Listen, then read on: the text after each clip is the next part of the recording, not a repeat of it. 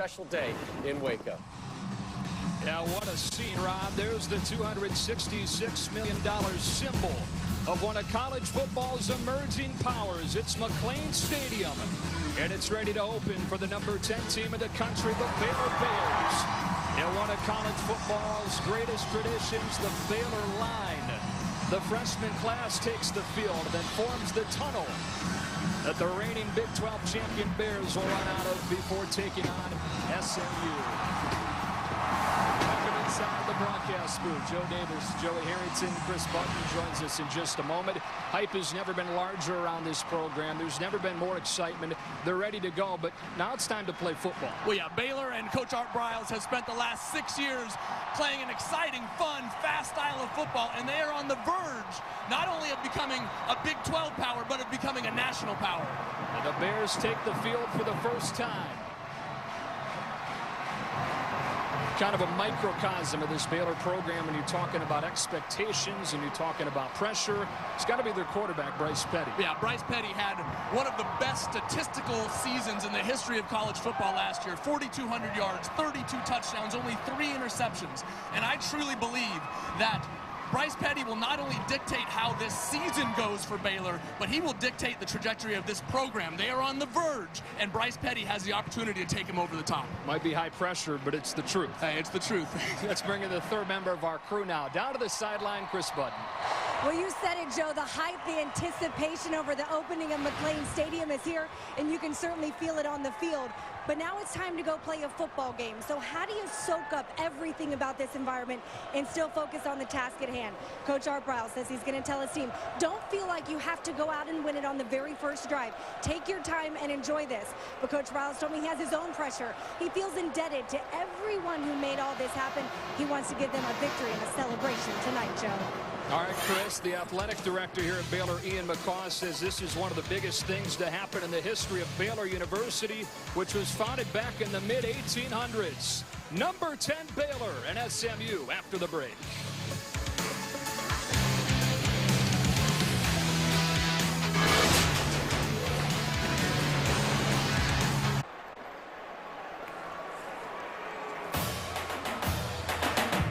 You wouldn't want to have it any other way in Texas. 94 degrees for this opening night at McLean Stadium. The first on-campus game at Baylor since 1935. So much hype surrounding this program, surrounding this stadium.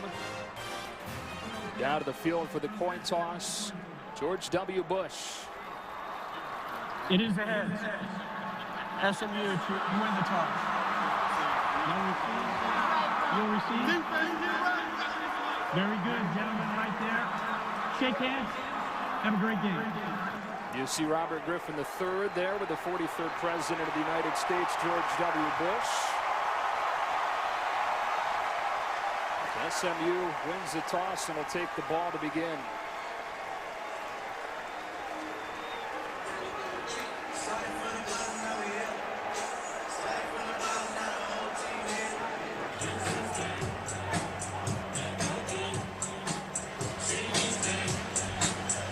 There's Bryce Petty, one of the candidates for the Heisman Trophy, reigning Big 12 Offensive Player of the Year.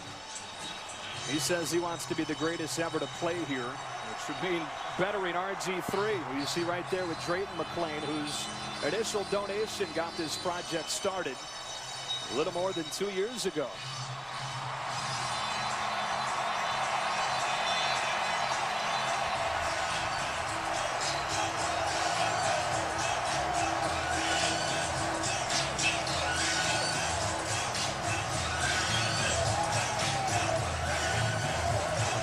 Let's go down to Chris Button, who is with Robert Griffin III. Hey guys, well, it's a big day here also because they dedicated a brand new statue to Robert Griffin III, the former Heisman Trophy winner. We're gonna copy. You're up. I'm here with the guy who got the statue. You got to run through the Baylor line, RG3. What's it like to be here in this stadium? I mean, everybody wants to be a Baylor Bear today.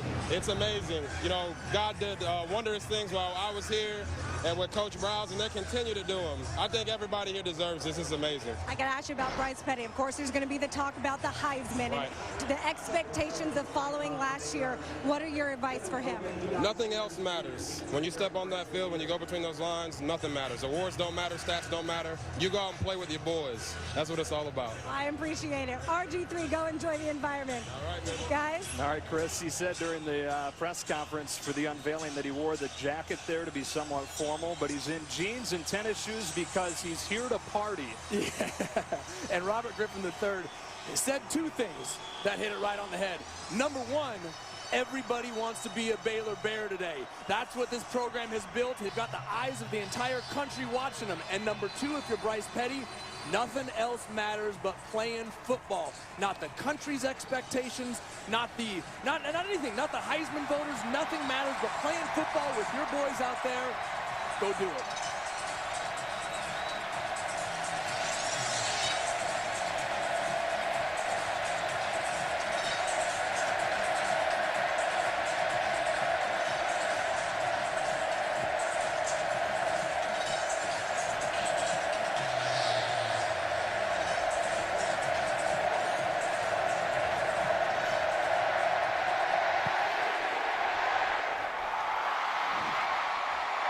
Sanders Jr. lets it bounce into the end zone, and SMU will begin to the 25-yard line.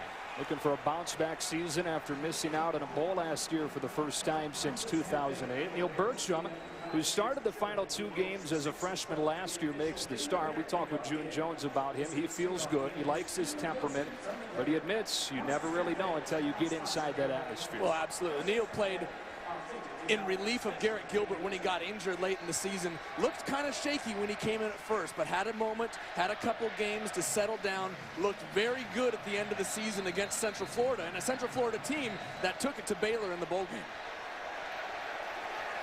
So June Jones run and shoot. Last year top 10 nationally throwing the ball, but bottom 10 running the ball. Begins from the 25. And Bertram will drop it off to Pope on a screenplay for a yard.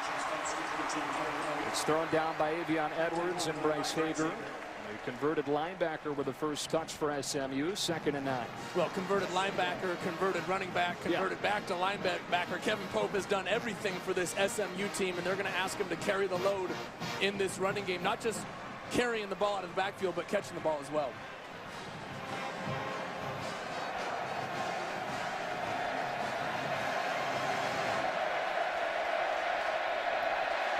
Empty it out on 2nd down and 9.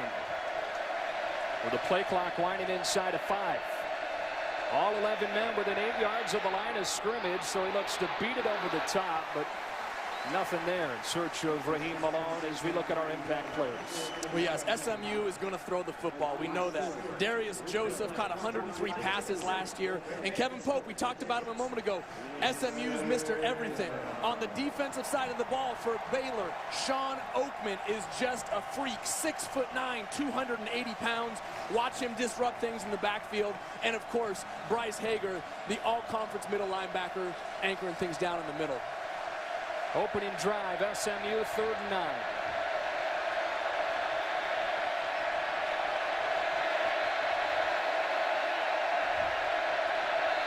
And Bertram will take a timeout, looking at pressure here in this crowd. Timeout, SMU. How about the job June Jones has done, turning this program around, his 7th season now at SMU. Took SMU to its first bowl in 25 years in 2008. Well, that's, I mean, coming off the death penalty as SMU did a few years ago, June Jones has never had back-to-back losing seasons at SMU, and that's what I think is the most impressive. June Jones had success at Hawaii, he's had success in the NFL, but what he's done at SMU in a very short amount of time is commendable. His Mustangs trying to bounce back this year after missing out on that bowl. Facing the reigning Big 12 champs and facing a 3rd down and 9 out of this timeout.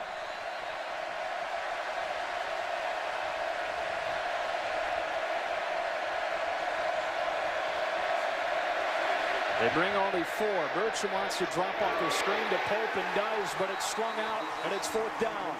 Avion Edwards making his first career start at that outside linebacker spot with his second tackle. And the defense that forced more 3-and-outs than any other in the country forces one here. Well, that's what Phil Bennett wanted to do. Defensive coordinator for Baylor told us he focuses on 3-and-outs, especially at the start of the game, because what it does is it gives Baylor's offense the ball back. They can score points. Now all of a sudden the opposing team finds themselves behind the scoreboard early in the game and they start to press. Levi Norwood back to receive the first punt from Jackson Pierce, a true freshman. And it's Norwood from inside the 40. SMU is one of the worst punt coverage teams in the country last year, but they do a nice job to hem him in there. And Baylor will begin at the 41-yard line. Coming off one of the best offensive seasons in college football history, 52.5 points a game. Baylor. And led once again by Bryce Petty, reigning Big 12 Offensive Player of the Year, who told us, and he's been here for a while, he's never seen hype close to the hype coming into this game tonight. Well, it's true, and they deserve it.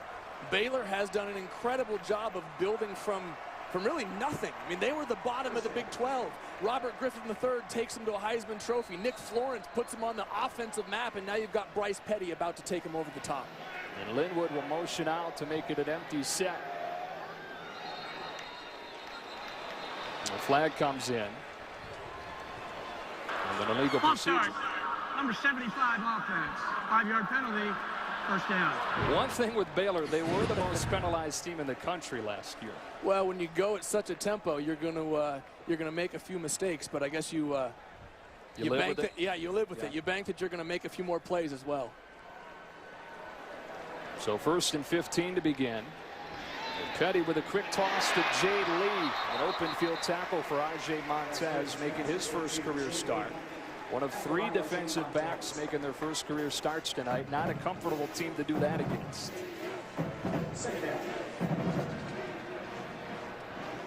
That snap rolls back there, but Linwood off of the handoff from Petty spins his way for a first down into SMU territory. Salt Minor back to make the tackle after an 11-yard gain.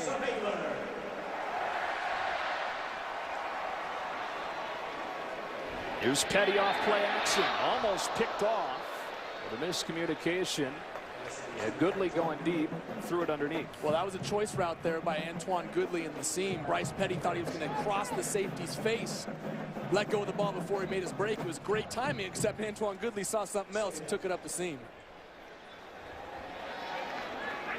So 2nd and 10, and again Jay Lee. And boy, that's an island out there for Ajay Montez. Twice he's come out big with one-on-one tackles, but nobody behind him if he can. Well, if you're SMU, you're going to have to play that aggressive style of defense to disrupt Baylor in the backfield, and that's going to leave your DBs on an island. Off of the zone replay, Petty pulls and gets a first down inside the 25. It's a 17-yard gain, and that is an increased focus this year for Baylor, him running the football. Well, you know what? I don't think he gets enough credit for being an all-around quarterback. You think of him as just a passer, but he led the Big 12 in rushing touchdowns last year with 14. Linwood has a seam and another Baylor first down. Hayden Greenbaugh with a stop out of the secondary. The top returning rusher in the Big 12, and Baylor right back in the ball. One of the fastest moving offenses in the country. From the 11. And a dangerous throw with Norwood out in front blocking for Lee. Nice job by Montez, who's been tested early. Hey, Joe, a few plays ago, let's take a look at the option by Bryce Petty here. Sees the defensive end collapse and just pulls the ball out and turns the corner. In order to be effective in this offense, you don't have to be extremely fast as a quarterback, but you got to make great decisions. Linwood popped by Jonathan Yinga, linebacker for this SMU team that the staff is really high on, sliding from outside to inside backer for this junior season. Hey, Joe, there's a perception out there that Baylor just throws the ball all over the place, and they do. They have a lot of success through the air, but it's based on a ground attack, and Art Briles wants to run the football first. Petty on 3rd down, lobs one out of bounds. And Baylor looking at a 4th down. They could get a first down. Ball spotted at about the 6. So 4th down and 4, and the field goal team onto the field. Robert Seals with the pressure. And you're talking about it, one of the common And misnomers about this Baylor program is that they're all throwing, but they've been top 2 in the Big 12 the last 3 seasons and have had a 1,000-yard rusher 4 consecutive years. First career attempt for Chris Callahan from 23. And the first points in McLean Stadium come on the first kick for the redshirt freshman from Houston. He's replacing the Big 12's all-time leading scorer Aaron Jones. Points on the opening possession for one of the nation's top offenses.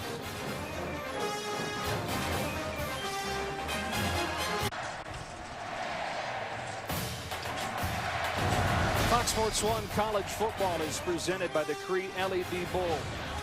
$266 million McLean Stadium, the north bank of the Brazos River. One of the biggest things ever to happen to this university. And so much hype surrounding this program. The stadium on top of it. There's as much buzz around Waco as there's ever been. Joe, why wouldn't you want to come play for Baylor when you see guys like that having fun? Robert Griffin hit it on the head. People want to come be a Baylor Bear right now. Deion Sanders Jr. back to receive this kick.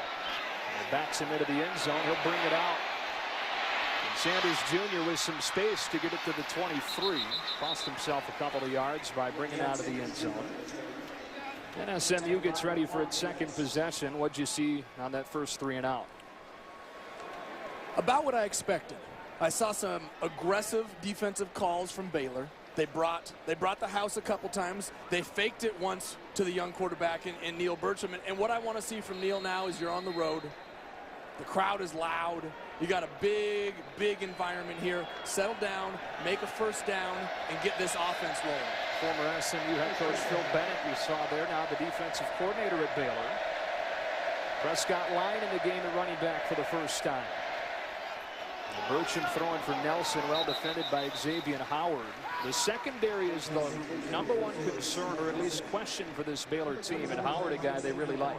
Yeah, they do. Coaches were really high. Just call them X. They said he's one of the most athletic, explosive guys out there, and they're looking for 2, 3, 4 new corners. And they graduated a whole group of senior cornerbacks last year. Terrell Burt, the safety, is the returning member, the veteran in that secondary, and they're looking for Xavier to be a big player in this defense. Second down and 10. SMU looking to pick up its first down of the afternoon. Bertram well protected, but the coverage is solid. And Thompson can't pull down a high throw. It's 3rd down. Terrell Burt with the coverage. And a guy making his team-high 31st career start.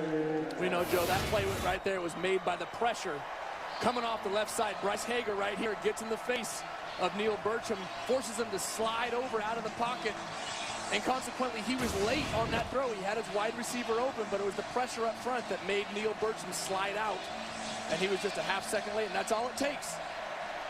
2 drives and 2 3rd and longs for SMU. Play clock inside of 5. Bertram knows. And a draw play. Line has room. And Prescott Line has the first down. Terrell Burt and Jamal Palmer combining on the stop. Needed 9 and got 10. Well, that's what you needed if you're the SMU offense. Just move the chains. This offense, a lot like Baylor's, is based on rhythm, timing, tempo. You're going to see less of the zone read in the background or in the backfield, but you're going to see a lot of choice routes, a lot of quick hitting throws from SMU, and they just need to move the chains and settle down. Bubble screen to Cedric Lancaster. The redshirt freshman gets a couple. Trayvon Blanchard ran him down after 2. 2nd down and 8 coming up. Lancaster, a guy that June Jones is really high on. Yeah, said he's one of the fastest guys he's ever coached, and that's saying a lot considering all the receivers, guys like Ashley Lee he had at Hawaii. They're going to need Cedric to be the guy opposite Darius Joseph if they want to have success through the air this year.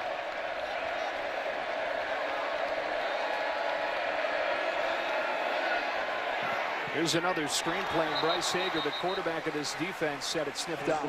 Well, he did. He sat right there on Kevin Pope. The offensive line set it up well, allowed the Baylor defensive line to get through into the backfield, but Bryce Hager was sitting there to make the tackle even if the ball was thrown accurately. And yet another 3rd down and long for this offense. Well, this is an ideal situation for the Baylor defense. They are not a stout, in-your-face, stuff you at the line of scrimmage type of defense. They're a fast, explosive, 3rd down, pin their ears back and try and create a turnover type of defense. You gotta look right here. Look at all the guys up within 8 yards of the line of scrimmage. All 11 of them for Baylor, and they bring pressure. Burcham tries to beat it with a speed out. Hits Darius Joseph for his first reception of the season, but well short of the 1st down. Terrell Burt with a solid start to this game, 4th and 3. Joe, take a look here. You see all 11 defenders for Baylor up within 8 yards of the line of scrimmage. What it does on a 3rd and long situation is it forces Neil Burchard to get that ball out of his hands quickly, as receivers don't have time to get to the 1st down marker before Baylor can rally and make a tackle. Line drive punt to Levi Norwood. And it's down by Pope inside the 30. First drive for the Bears produced a field goal. Second drive will be directed by Bryce Petty, one of the nation's top quarterbacks, when you come back.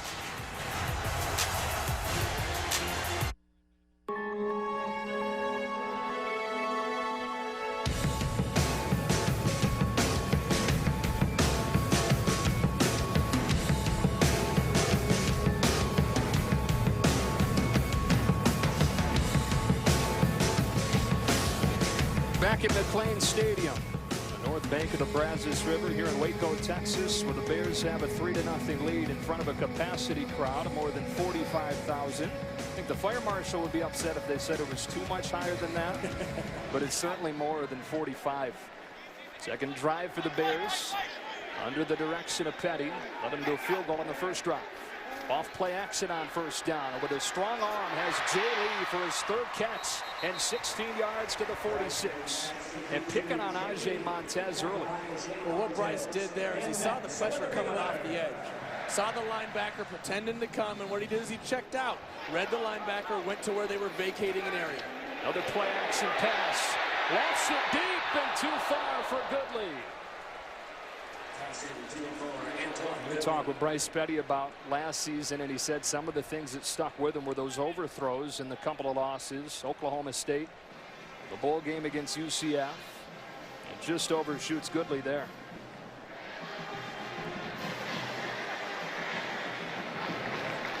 Second and 10. Here's Chafin. Run down from behind by Stephon Sanders, who's making his 30th career start. Hey, Joe, just a minute ago on that throw out to the side for Jay Lee, watch Bryce Petty's left hip. Little grimace on his face, a little bit of a limp. After that handoff there as well, he was holding the backside of his left hip. Maybe something we need to take a look at as the game goes on.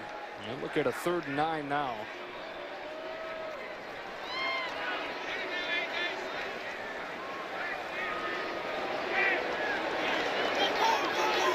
Change things up based on the look SMU gives it. Mustangs drop 8 into coverage, so tight windows, but Lee runs free, and Petty misses him. Second deep ball that he's missed on, and it's 4th down. You know what? Those balls are actually tougher to throw than you think, because you see your guy running free, and all you think is you get this wave of excitement and think just don't miss it, don't miss it, don't miss it. What do you end up doing? You end up just putting a little too much mustard on it and throwing it too deep.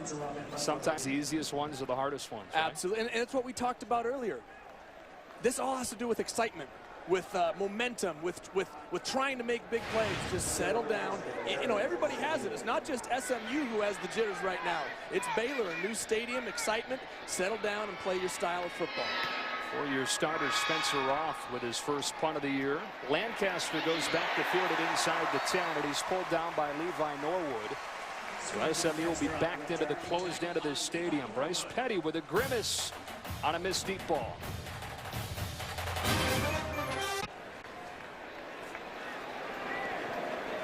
Fox Sports 1 College Football is presented by the Cree LED Bowl. And 2 series for Neil Burcham. He's out. They bring Matt Davis in, the first-year transfer, redshirted for a year at Texas A&M. Lost out on the job to a guy you might have heard of, Johnny Manziel. Spent a year at JUCO, and now at SMU, taking over this offense 3 drives into the season. And again, all 8 men up at the line of scrimmage. His first throw to the sideline. Pulled in by Raheem Malone. His first catch. Orion Stewart with a stop. It'll be second down and short. Well, remember what June Jones told us about Matt Davis. He said he's intriguing.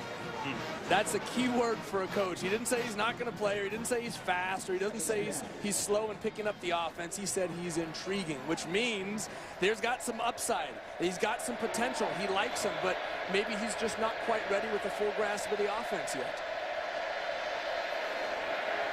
2 plays and 2 throws. This one's to Derek Thompson. He's got a first down across the 20. He gives him a dimension that Neil Burcham doesn't. That's the ability to run the football. Hey, Joe, watch this. Very nice read by Matt Davis here. He's going to look to throw the screen out to Pope, number 3, and he sees the defensive end go out with him, so he turns back around and throws the inside slip screen. Great read, great patience by Matt Davis. Been running that play a long time, back to your Oregon days, into the NFL. Oh, the old Jeff Tedford double screen there. Read the defensive end, read the end man on the line of scrimmage. If he comes upfield, you dump it over the top. If he peels on it, you turn back and throw the slip screen inside. Play clock down to 2. Davis doesn't seem to know it, and that's a delay of game. Greg Burks, head referee today. Delay, offense, 5-yard penalty, first down. And we saw Bryce Petty on first down in that previous possession. You picked up on it, him reaching down and grabbing that left hip, left oblique area, and they've been looking at him in the 5 minutes or so since the offense came off the field. Yeah, trainers looks like they're rubbing a little bit of icy hot on there. Just get something warm. We've all been there. You tweak a little something when you're throwing. I would be surprised if Bryce Petty stayed out of this ball game. You saw Seth Russell warming though. Davis with another throw, showing off that arm into good coverage. Incomplete.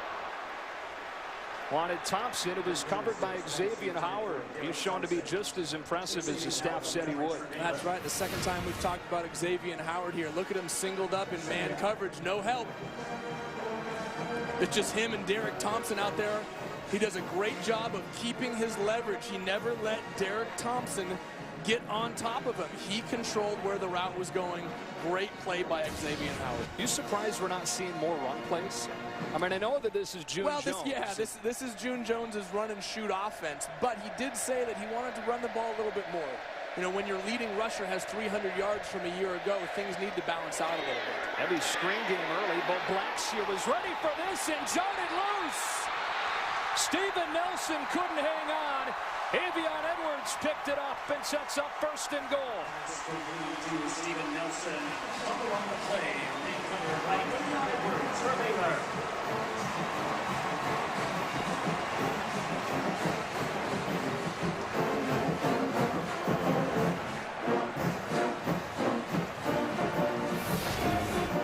Joe, we talked about it a moment ago. This isn't a Baylor defense that's going to line up and take you on head on. But what they're going to do is they're going to fly around. They're going to try and create turnovers. That's what they did last year. That's what they just did right now to start the season. Great play by the Baylor defense, giving their offense the ball inside the 10-yard line. Blackshear got there first, and then Hager cleaned it up by knocking it out. And Petty does come out with the offense. Great sign for Baylor. On first and goal. It's Linwood into the teeth of the defense for a yard.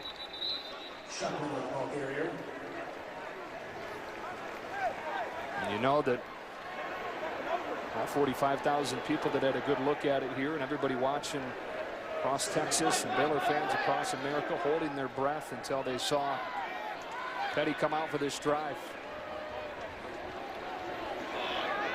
Extra alignment in the game for second and goal, and Linwood walks in.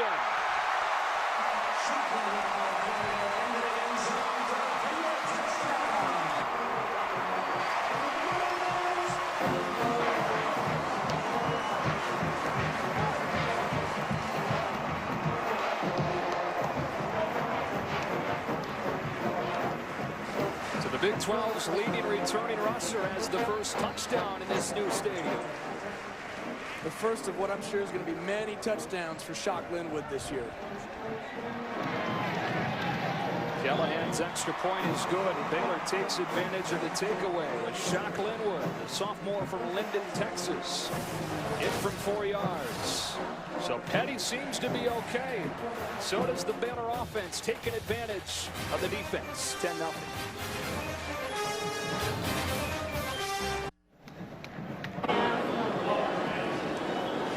And a part of this wonderful facility, the Baylor lobby. I mean, we see from the helicopter shots, cameras inside of the stadium, how great it is. But stuff you can't see unless you come inside the building and get to take a look at it. There's some remarkable stuff inside this stadium. Fantastic venue for college football. What a testament to what Art Briles has built here at Baylor. You know, who would have thought 10 years ago that they'd be building a brand new $266 million facility? Says a lot about where they've come. Only 5 years ago, they were 4-8. Missed out on a bowl game for the 16th consecutive year.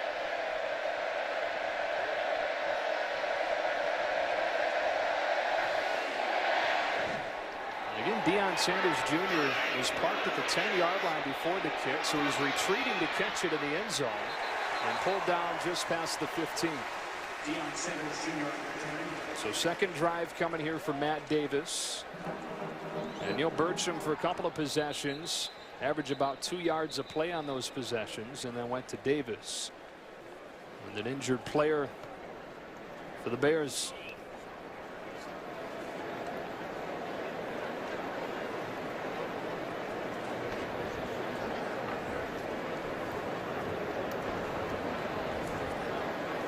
As they take a look at the injured player, we remind you on Saturday, college football on Fox returns. One of the most anticipated games of the early season. It's Michigan State and Oregon. How about Connor Cook the other night? 12 of 13, 285 yards and 3 touchdowns against Jacksonville State, but pretty good performance. And take it on Marcus Mariota and the third-ranked Ducks, who passed you the all-time touchdown category last night for Oregon. 5:30 on Saturday on Fox. Pretty good player. All Marcus had to do was blink, and he would pass me as the all-time touchdown leader. He had an entire season to break that one, Joe.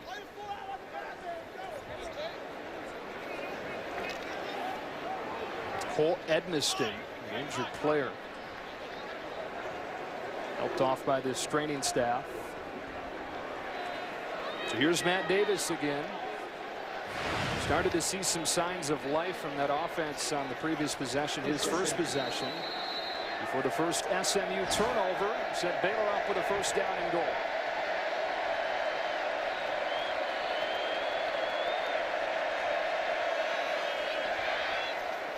Collapsing pocket has him scrambling. Somehow stays on his feet, but then goes down. Palmer got to him along with Howard. And showed some signs of why they like him, but ultimately loses 4. Yeah, he may not have gotten any yards. In fact, he lost about 5, but the ability to simply get out of that first tackle was really impressive. Steps up in the pocket, slides out to his left. Credit Baylor's defense for covering his receivers for an extended period of time down the field. But nice job of getting out of the pocket there by Matt Davis. He's considered one of the top quarterback recruits in the country, coming out of Houston. Had offers from Auburn and Alabama, LSU, Nebraska. Ultimately went to Texas A&M. Lost out of the job to Johnny Manziel. No room for Kevin Pope. And yet again, it's a 3rd and long for the Mustangs.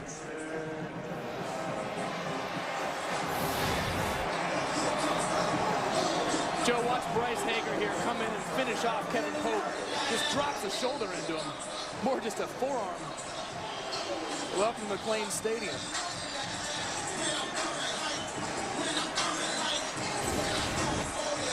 Two-time All-Big 12 performer. Back from the groin injury that cut last season short. Missed the last 4 games. They were a different team in a bad way without him. 3rd and 15. 8 in coverage, and they still get home with 3 in pressure.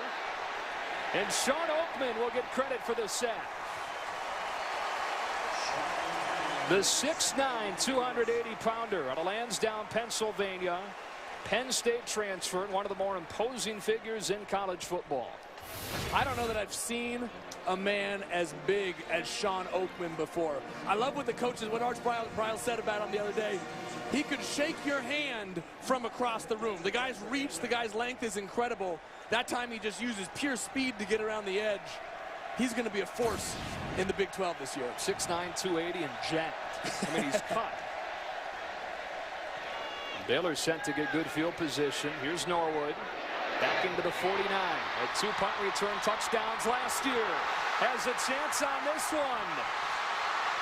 First down and goal, Baylor on a return of 45.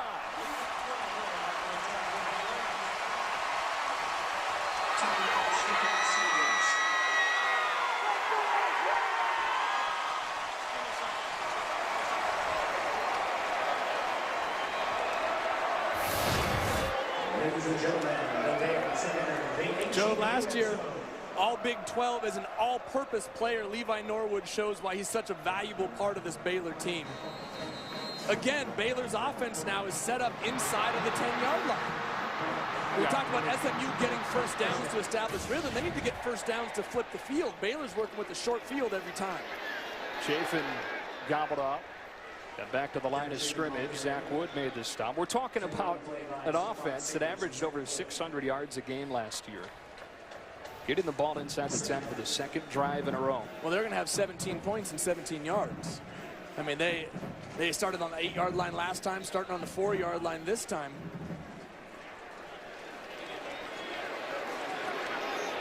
SMU cannot afford to give Baylor a short field. Chafin on second and goal. And now third down and goal for the Bears.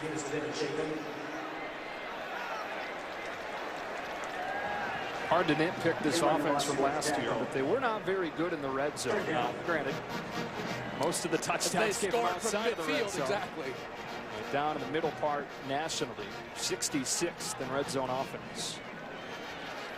You know, Coach Briles is hoping Devin Chafin, a bigger, stronger back, 225 pounds, can be that guy to bulldoze his way into the end zone. Yeah. That'll set up first and goal again. Bryce Petty trying to throw the back shoulder ball to Jay Lee there.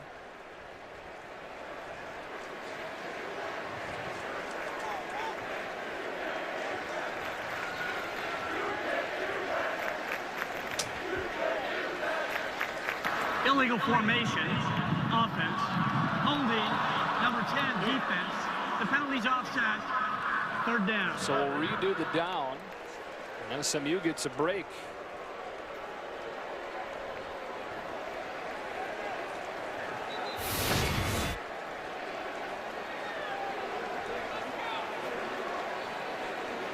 It's Montez again that they attack with Jay Lee. Pretty easy call if you're an official right there. Doesn't look, grabs Jay Lee by the jersey. So another third down and goal. Let's see where they go to here. Petty off play action. End zone touchdown. First career catch for Trayvon Armstead is a touchdown.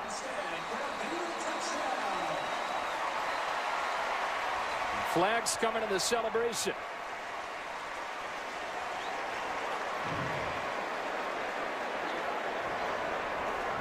But how about the converted offensive lineman at 6'6", 265. Collecting his first catch. Collecting his first touchdown in the same play. After the score, unsportsmanlike conduct. Number 41, Baylor.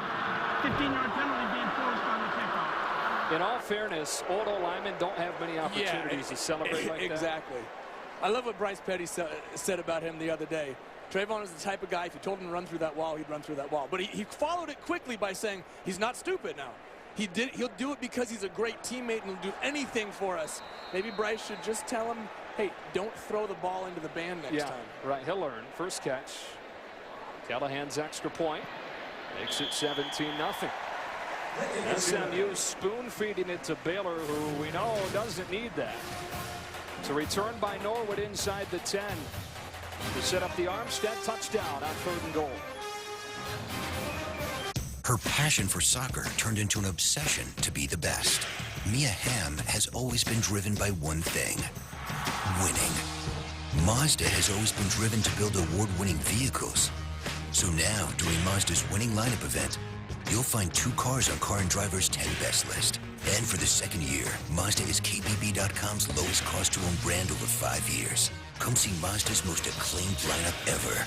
What do you drive? So.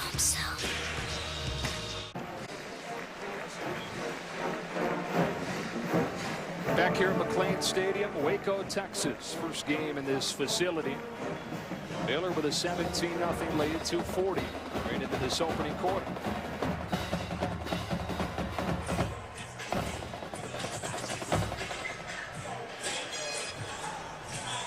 There's Armstead. Obviously a converted offensive lineman, but they knew he had soft hands from his high school basketball days. The big part of the running game last year when he moved to tight end. I think he quietly could be part of this passing game as well this year. And shows it off here in the first quarter of the first game. So with a celebration penalty, this kick will come from the 20. Spencer Evans. And a whistle. Delay on the kicking team. 5-yard penalty, re-kick. You ever see a ball kick from the 15? Or have you ever seen a delay kick? of game on a kickoff? It's a lot going on, right? You know, they're caught up in the atmosphere. Had to go get the ball. Armstead threw it. What, 30 yards? To get it out of the tuba. Get it out of the tuba he threw it into. Third Baylor penalty. They were the most penalized team in the country last year.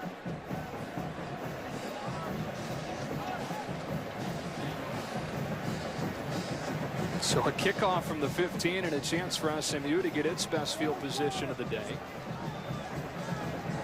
Well, that's going to be key, Joe. We talked about it a moment ago that Baylor has had a short field. SMU hasn't been able to convert first downs to flip the field. It looks like they're going to start with the ball in great field position here on this drive. Deion Sanders Jr. from inside his own 10. And Sanders Jr. with all kinds of space and with speed to slip his way across midfield. All the way back inside the 35 on a return of 58 yards for primetime Sun. That's the momentum you needed if you were SMU. Rhythm, excitement. You just need something to vault you into some sort of, you need some success to build on. Matt Davis has come in, giving your offense a little bit of a spark. Now it's time to build on the great return by Deion Sanders Jr. and get back to this run and shoot offense. They had 20 yards of offense over the first 4 possessions. They got 58 on that return, and it's back to Neil Burcham. Ready to run the first snap in Baylor territory. Only 4 rush. He's still able to get pressure with it. Burcham can't get away from Edwards and Blackshear. Luckily for him, was on the sideline when that ball popped out. Watch Avion Edwards here, number 20, just spying on Burcham. Doesn't allow him to get the edge to get to the sideline where Baylor did not have any more defenders. It was him or nothing. Great job of making an open field tackle, forcing him back inside, allowing Bo Blackshear to come in and help clean up. And there's a play where you miss what Matt Davis brings you, ability to get to the edge and get around a guy like Edwards. They bring 6 on second down. This time it's picked up. And boy, right now Neil Burcham is not close to comfortable. 3rd and long. No, he's not. I liked the decision to bring Matt Davis in earlier in the game, and it looks like June Jones is going to go back to that right now. With the pressure that Baylor's bringing, with the disruption they're getting into the backfield, I think at the very least right now, Matt Davis gives you the ability to scramble and make something happen with his feet. I think this is the right decision by Coach June Jones, bringing Matt back into the ballgame.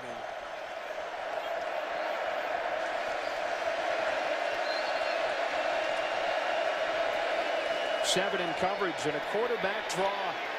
Davis gets around a couple of defenders, and then Jamal Palmer brings him down after 2. So after the great kick return, they're looking at a 4th down and 13. outside of field goal range right here. Well, that's exactly what I was about to say, is they started in field goal range, and a couple great plays by the Baylor defense have now pushed them back into a situation where they're either going to punt it or go for it on 4th and long.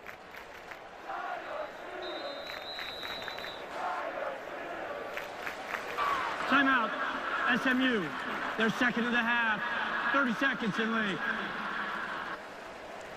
So June Jones takes a timeout. Let's check in down with Chris Budden. Chris. One of the most unique aspects about McLean Stadium is the way they tailgate, or in their words, sailgating. They're now one of 3 Division I colleges to have a stadium that's by water, joining Washington and Tennessee. They have 16 boat slips, so you can come up in a pontoon. I got to spend the day with a couple of tailgaters, and really a great atmosphere. Very short walk over the bridge to get here to McLean Stadium, and really one of the unique parts of this. So bring your sunscreen because it's a warm one on a day game, guys, but it's a ton of fun out there. The Bear Mata, they call them out there. I just want to know why we weren't invited out of the boats. Well, you like the Bear Mata thing? The Bear Mata? Yeah, bit of a stretch. Maybe a little bit. Well, 4th down and 13, and Bertram's back out there. I like the effort, though. Yeah, right.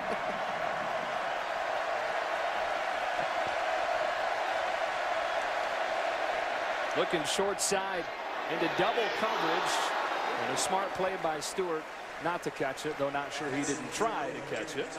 And a turnover on downs. SMU unable to do anything with a great field position. Credit Baylor's defense. You know, that was the question mark coming into this season, and all we've seen from Baylor is aggressive defensive play against a very potent SMU offense. As defense for Baylor last year, Art Briles would tell you, despite Art being an offensive guy, that the defense is the reason they won that Big 12 title. Phil Bennett has been so good as a D coordinator. Go back 2 years ago, they were 113th in defense the year that RG3 won the Heisman, 110th in 2012, and the top 40 nationally last year. First carry for Johnny Jefferson, redshirt freshman from Killeen, Texas. Darian Wright with the tackle. Is that Chris? Nope, that's not Chris. Chris is not paddling out there. No. Chris, you still on the sideline? You go after that canoe. 2nd down and 6.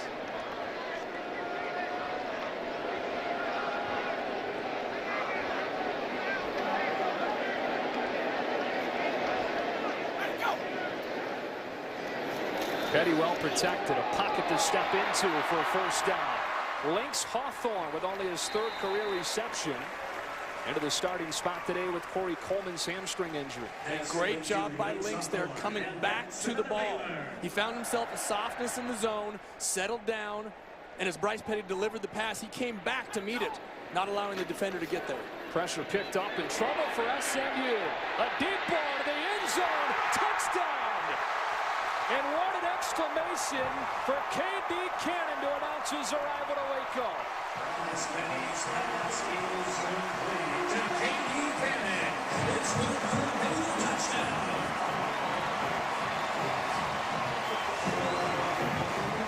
"46 yards from Petty to the true freshman on his first career catch." And Joe, the pass that Bryce Petty missed earlier in the game, that wide open ball up the sideline, just settled down and did what he did all last season, delivered a strike for a deep touchdown.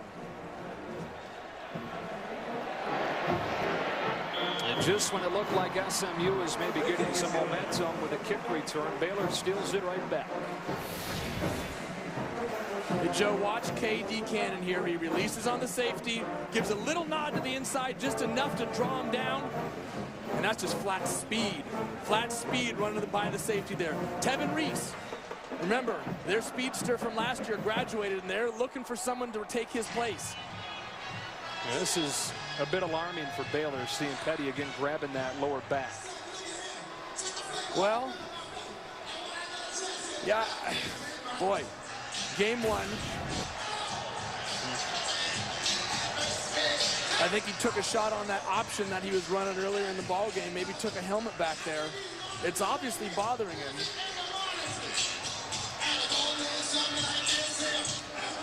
Is there a point where you where you think about taking him out maybe earlier than you would have. Up 24-0 here in the first, at the end of the first quarter. This guy, like we talked about in the open, this guy may determine not just the trajectory of the season, but the trajectory of this Baylor program. He's not somebody that you can afford to have play injured, and if you have the opportunity to sit him down and keep him healthy, I really might consider that if I was Art Briles. It could be the conversation going down on the sideline right now. They do like Seth Russell.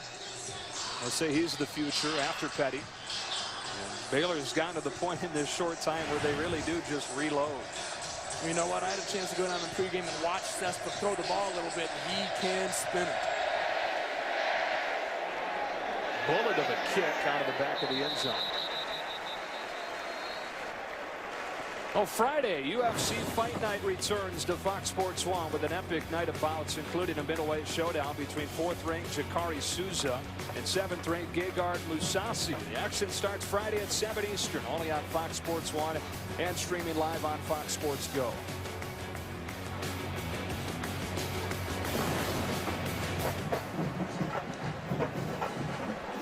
Baylor kicked the field goal on its opening possession. The touchdowns on 3 consecutive drives since. And it's Matt Davis as they continue to shuffle these quarterbacks around. And it's another first down throw under duress. Davis uses that athleticism to stay up for a moment, but they mark him down. A loss of 11 yards. KJ Smith will get credit for the sack. You know, it's interesting, Joe. We've seen Matt Davis have to escape from pressure a couple times. And right there, I think it was because he held onto the ball a little bit too long. You know, Coach June Jones told us that he doesn't have a grasp of this offense yet. He has a smaller package that he's coming into the game with. Maybe that's why Matt's sitting a little bit too long in the pocket. Just how the Bears drew it up for the opening quarter, the opening game at McLean Stadium.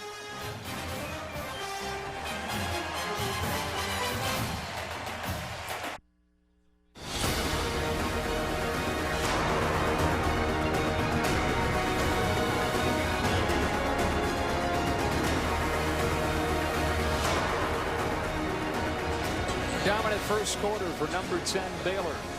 At a 24-0 lead as we go to the second. On opening night at McLean Stadium. They're starting the season as a top 10 team for the first time since 1957. The year they went 3-6-1. For better success with the lofty preseason expectations this time around. 7 of the last 8 plays have gone for 0 or negative yards for SMU. Matt Davis back in on 2nd down and 21. Pressure from his blind side, still able to get rid of it, but it forced an errant throw. And it's 3rd and a mile. Let's check in with Chris on Bryce Petty. Yeah, quick update. The training staff for Baylor told me he's fine. He just took a tough tackle, and we should still see him back up there. So that's some good news coming from the Baylor sidelines. Huge news for Baylor.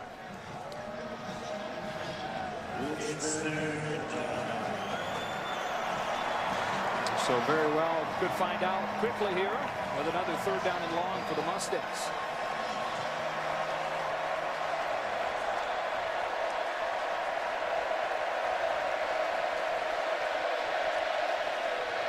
To draw play. Pope. Tough running up to the 20. Still well short. 4th down and 15.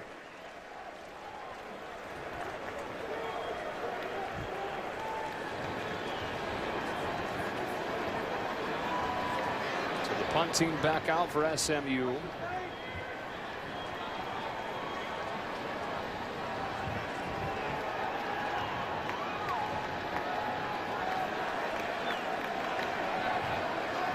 There's Levi Norwood.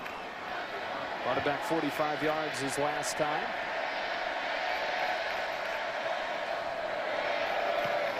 We'll set up the return for Norwood. Takes a fair catch inside the 40. That's where Baylor will have it. Time now for the Lowe's Never Stop Improving Game Break. All right, Joe, from one stadium by a river to another, we head to Knoxville. Utah State fumbled, Tennessee cashed in. Justin Worley to Brendan Downs. It's now 17-0 at the break in favor of the Volunteers. That's a little bit surprising, isn't it? I mean, Utah State. It's Chucky Keaton back from injury, but at Tennessee down 17-0 early. And so it is Bryce Petty back out there. Devin Chafin with a first down carry for 3. Devin Chafin carry. You know, we saw Devin Chafin earlier down on the goal line. Coach Bryles told us that you're going to see a lot of Shock Linwood this year, but you're also going to see a lot of Devin. And the injuries last year to Lake Seastrunk and Glasgow Martin gave both of these young runners a chance to get some valuable game experience. With that total yard disparity, 1 yard for SMU. Chafin with some patient running. And Bo Barnes, converted defensive end, who slid back to linebacker this year, got him from behind. Set up a 3rd down and 5. You really like this Devin Chafin. Art Bryles said he's borderline freaky good. He's only borderline because they haven't seen enough to confirm that yet. Played enough. When you're splitting time with somebody who averaged nearly 7 yards a carry in Shock Linwood, you got to be doing something right. Pressure out of the secondary, and a dangerous throw goes right through the hands of Stephon Sanders. So it's 4th down. And Baylor will have to punt it away.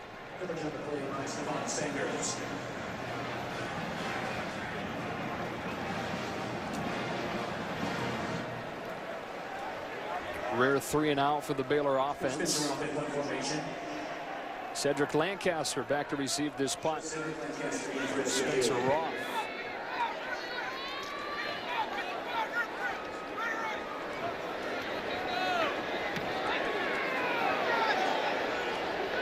High punt allows the coverage team to get down under it. And it's Norwood to down it inside the 20. It's when SMU with the ball back, but down 24-0 when we come back to Waco.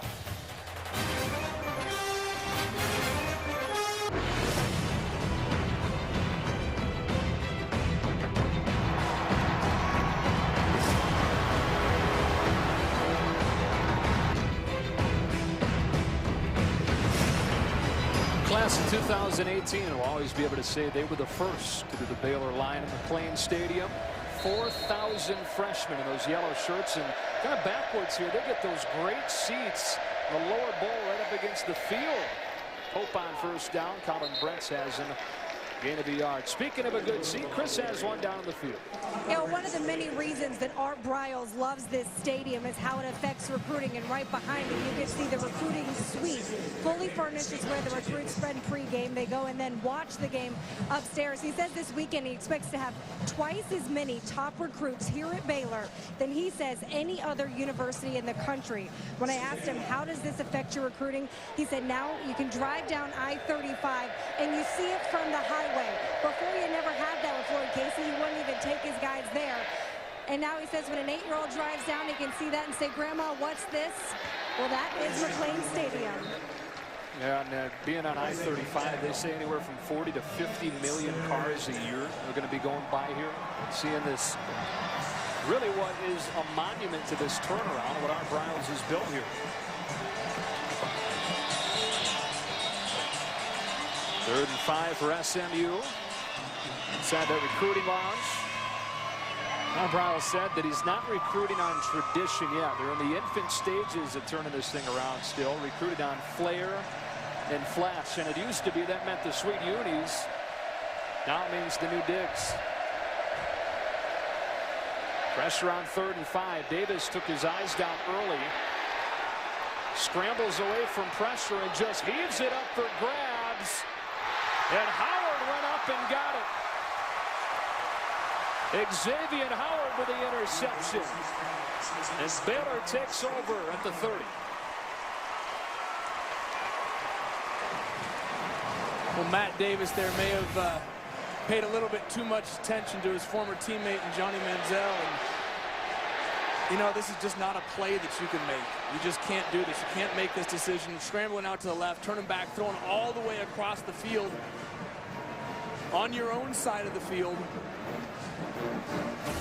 Not a decision you can make at any time in a ball game, but especially when you're down 24-0 and looking to get something going on offense. How about this defense, which is replacing 7 starters from last year? Granted, several guys that had significant roles without starting. Blitz is picked up. All kinds of room for Jay Lee. Petty takes advantage for 15 yards. Been his favorite target in this first half. Joe, Bryce Petty is definitely limping pretty good out there. Lee again. Got a block from Norwood. Got a first down at the 5. And again, you bring up the question, how long do you stick with him with this game easily in hand? So if you're asking me right now, not much longer than this drive. I mean, the potential of going up 31-0 right here. Petty keeps it and lumbers his way in for the touchdown. And if you're Art Briles, you know that you're cringing watching him crash in like that. Listen, if you're Art Briles, you got to take control and say, get him out of the ball game, because Bryce is such a competitor. He's not going to back down. He's going to put his shoulder down and run the ball like he did just there. Look, and Bryce is too valuable to this Baylor program to allow him to stay in the game much longer. I don't think you have any choice now. I mean, had his offensive line scraping him off of the deck after that touchdown. You saw Art Briles' words there. Not happy that he kept it. Put himself in that predicament. Well, you'd like to say everything's going right. It's 31-0 Baylor, with some concerns with the health of their All-American quarterback.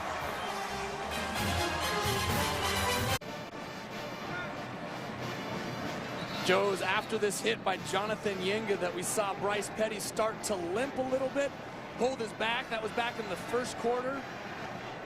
Bryce finished off the drive just a moment ago with a touchdown run. And he took another shot right on that back, right on that lower back, and came up. He came up grimacing. I mean, they got a slew of trainers around him right now. If you're Art Briles, you have to save Bryce Petty from himself. I mean, he's such a competitor that he will not take himself out of the ballgame. And you saw that was not a design quarterback run. That was a replay where he put it, to your point, and put himself in that situation. Absolutely. For now, to be SMU back on offense. Deion Sanders Jr. coming forward on a kick for the first time. Mustangs to start at the 26. Meanwhile, on this side of the ball for SMU, hard to get any kind of rhythm when you're bouncing from quarterback to quarterback. Well, not only are you bouncing quarterback to quarterback, but both quarterbacks, when they're in there, are getting bounced around in the pocket. I mean, the pressure from the Baylor front seven has been tremendous. The play from the new secondary of Baylor has been definitely more than what the country expected. Xavier Howard has done a very nice job on a couple of deep balls. SMU just needs to get some sort of rhythm going here, make a first down. And you saw Seth Russell, backup quarterback for Baylor, getting loose. Neil Burcham under pressure with all kinds of room to run. Doesn't have very great speed, though. Jamal Palmer pushes him out of bounds late. That'll draw 15 yards. With the ball out near midfield. Jamal Palmer, penalty markers down.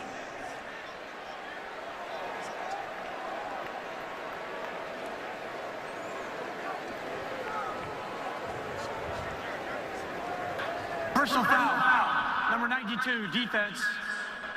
Late hit out of bounds. 15 yards, first down.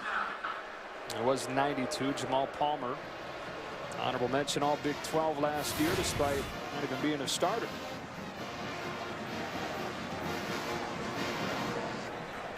Not something that's going to hurt you in this ball game, but those are the kind of things that you need to clean up if you're a Baylor defense. I love the aggressiveness. I'm sure Phil Bennett loves the aggressiveness, but they're push that line, but don't cross it.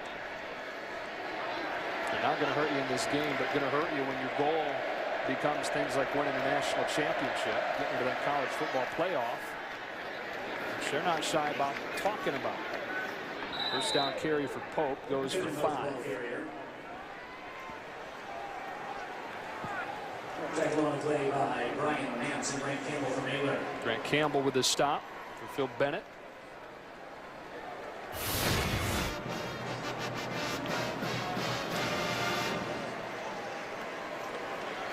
Getting a good talking to right there. Phil Bennett putting his hands up. What are you doing? You got to be smarter than that. Phil played Texas A&M, says he wasn't the most skilled guy, but he was tough and he knew what he was doing. So he was good because of it. Pope against a run blitz has nowhere to go. Well, he said he was a smart football player. Yeah. He knew what to do. He knew where to be. And he made the right decisions. That's just a matter of decision making on the sideline. Do I pull up and deliver a blow to the or do I keep going and deliver a blow to the quarterback? Or do I pull up and let him coast out of bounds? Those are the things that you need to choose correctly as the season goes on. SMU 1 for 7 on third down, and you can see why. An average distance of third down and about 15. This is 36. Burcham in rhythm this time finds Joseph, but well short of the sticks. Colin Brents, former walk-on, making his first career start with a tackle. Fourth down and about 3. Well, Joe, SMU's in a difficult position because they can't push the ball down the field because of the pressure by the front 7 of Baylor. But when they throw the ball quickly and get it out of their hands, Baylor's ready for it and their secondary is driving on it.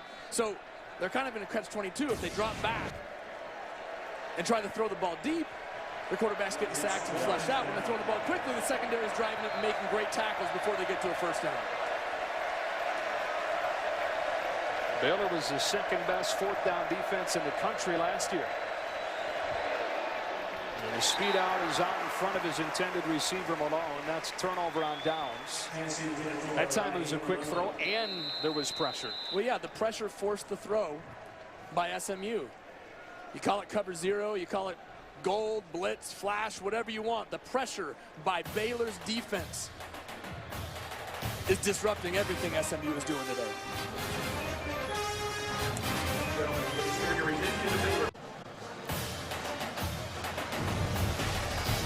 Fox Sports 1 College Football is presented by the Cree LED Bowl. All Baylor, 31-0. Believe it or not, Bryce Petty is coming back out for yet another drive with his comfortable lead. He's taken some shots today and has come up in pain several times. Jefferson with a big gain on first down into SMU territory. Richardson with the tackle after 13. Baylor right back in the ball. And right back to Jefferson. This time pulled down by Zelt Minor. Got a couple. Second down. You know, Joe, we've talked about Bryce Petty leaving the game in the context of what he means to Baylor and the means to their season. That's exactly what we were talking about in the open. Yeah. That's exactly what he should be ignoring. Don't listen to us, you know? He's taken this Baylor program to where they are because of his attitude, his toughness, his leadership. Flags coming from the secondary as Davion Hall gets his first career reception. Flag on the play. It may be wiped off. We'll see.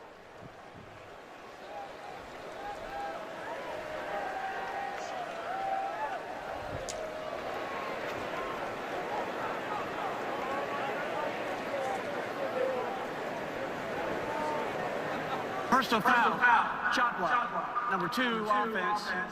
15-yard penalty, second down. It's Johnny Jefferson. Yeah, you'll see it right here, Joe. Number 2, Johnny Jefferson. Coming in low. And what happens is the offensive lineman engages the player high. You are not allowed to go low. A bit of unfortunate timing there. Offensive lineman saw the blitzing backer coming free. Johnny went low on him. O-lineman came back and hit him high. By definition, that's a penalty. And so that erases Davion Hall's first career reception. There will be others. Second down and 23.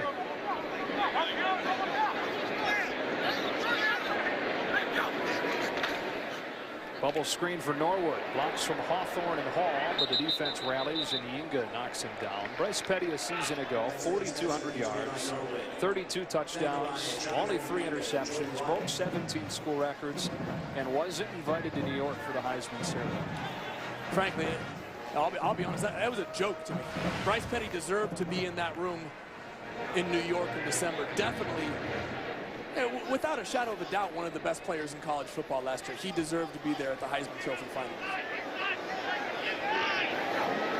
They're down and long after the penalty.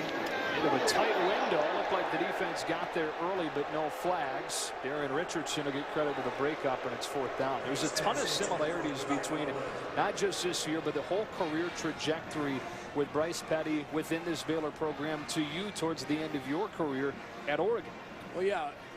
When I was at Oregon, we weren't the household name. We weren't the flashy uniform team that they are now. We were the team that fought back, that were fighting against the Washingtons and the USCs and the UCLAs, trying to get some respect. And we earned it with a conference championship as a junior and had to follow it up senior year. Oh, and shanked out of bounds by the All-American Roth. And SMU will take over at the 30. We'll talk more about Joey and Bryce's parallels when we come back.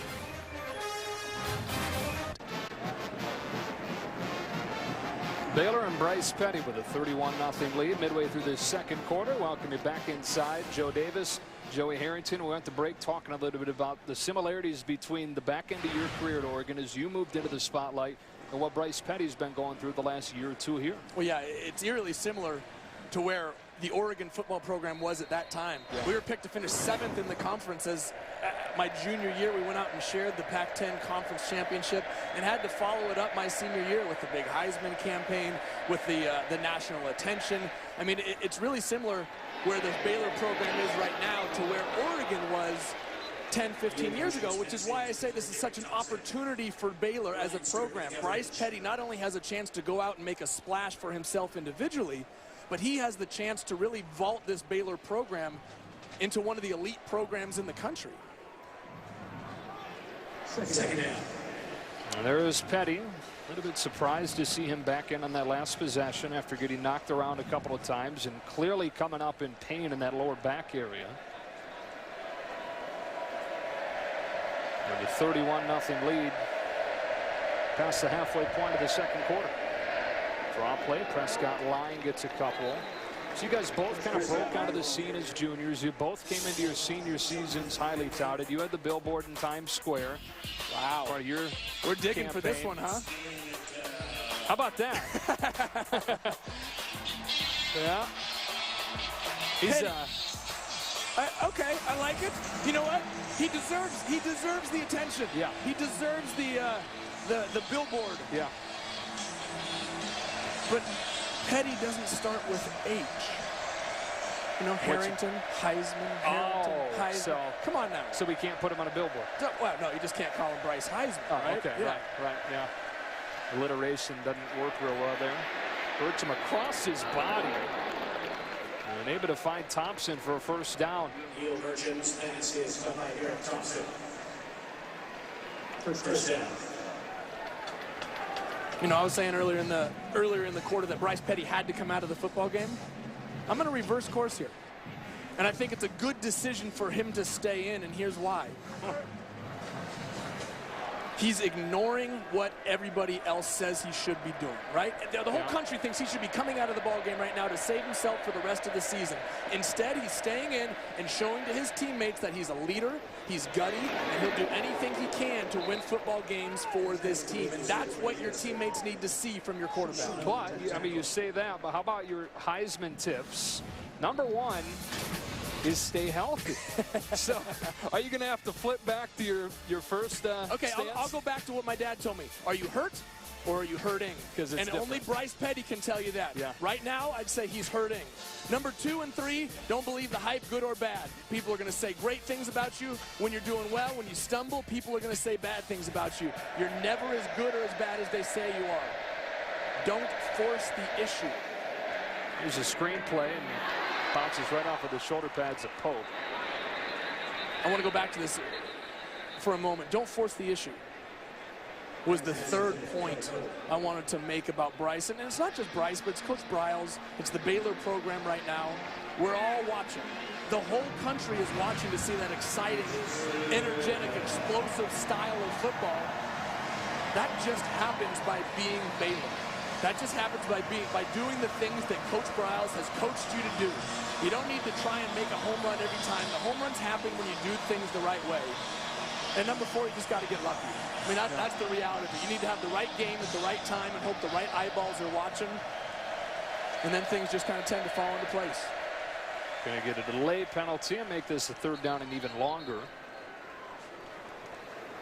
Timeout. SMU, their 3rd and final of the half. Actually got a timeout before the flag came out from the back judge. 3rd and final timeout taken by June Jones in this half. It's 31-0 lead for Baylor. Everything going right outside of scene. You know, Bryce Petty maybe in a little bit of pain, but you got to be feeling pretty good if you're Baylor about what's going on tonight. Yeah, goal number 1, win the football game. Goal number 2, stay healthy doing it. You know, Bryce is dinged up a little bit, but not to the point that it's forcing him out of the game. Yeah. I think there are things that you can be happy with up to this point if you're Coach Briles, and there's things that need to be cleaned up. The personal foul on the sideline, a couple of maybe mental lapses up front blocking for Baylor, but those are things that you expect in the first game of the year. You know, that's what you try and work on. You work the kinks out so that down the road when you get ready for the Big 12 schedule, you're polished and you're rolling. Well, we'll have a couple more opportunities to iron those wrinkles out. Northwestern State next week into the FCS ranks, and then at Buffalo before a bye leads them into the Big 12 schedule. That's a whole nother topic, talking about that Baylor schedule in the context of this college football playoff. 3rd down and 7. A bull rush gets to Birch, and then down he goes. Taylor Young, the redshirt freshman from DeSoto, Texas, who they're really high on, gets his first career sack. Joe, Baylor is doing a very nice job of giving this look. Right here, you got all 8 guys up at the line of scrimmage there, confusing this SMU offensive line to the point where they don't know who to block. Sometimes they're all coming, sometimes they're backing out, but what the SMU offensive line has to do is make a call and commit to it. That's what Phil Bennett is trying to do. He's trying to make the SMU offensive line make the incorrect call so that he has somebody running free on the quarterback. Baylor will take a timeout. Their first of the half. Baylor, their first of the half. 30-second timeout.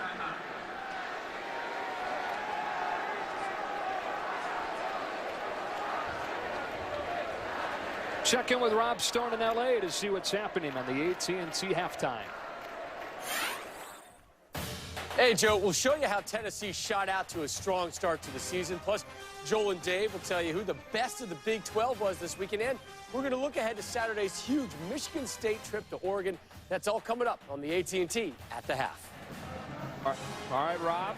Well, how about that matchup? Number 8, Michigan State. Number 3, Oregon. Contrasting styles. Never easy for a Big Ten team, or any team for that matter, to travel west and play at Autzen. Yeah, last time Michigan State came out to Autzen Stadium, it wasn't very pretty. But this is a different Michigan State team than we saw back in 1998.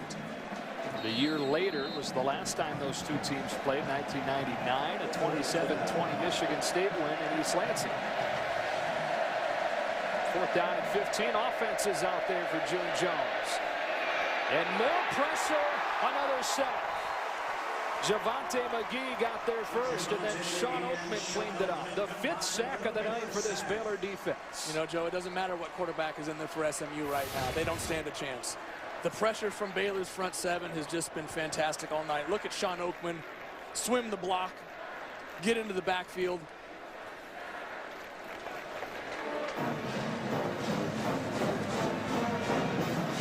We knew the D-line was a strength, but you got to give credit, too, to what's happened in the back end to allow the defensive line to do its job. Well, that's true. When Baylor has forced Neil Burcham or Matt Davis to get the ball out of his hands, the secondary has done a really nice job of coming up and tackling the receiver.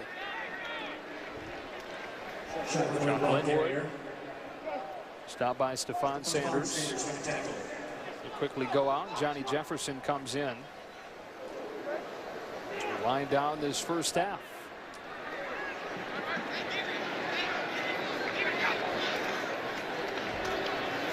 All kinds of time for Petty, who underthrew the stop route to Jay Lee. Coverage from Ajay Montez. 3rd and 10.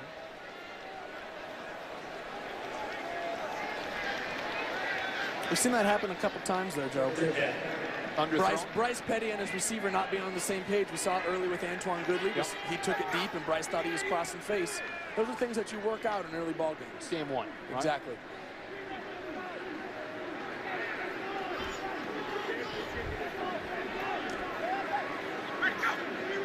Only a 3-man rush for SMU, so tight windows.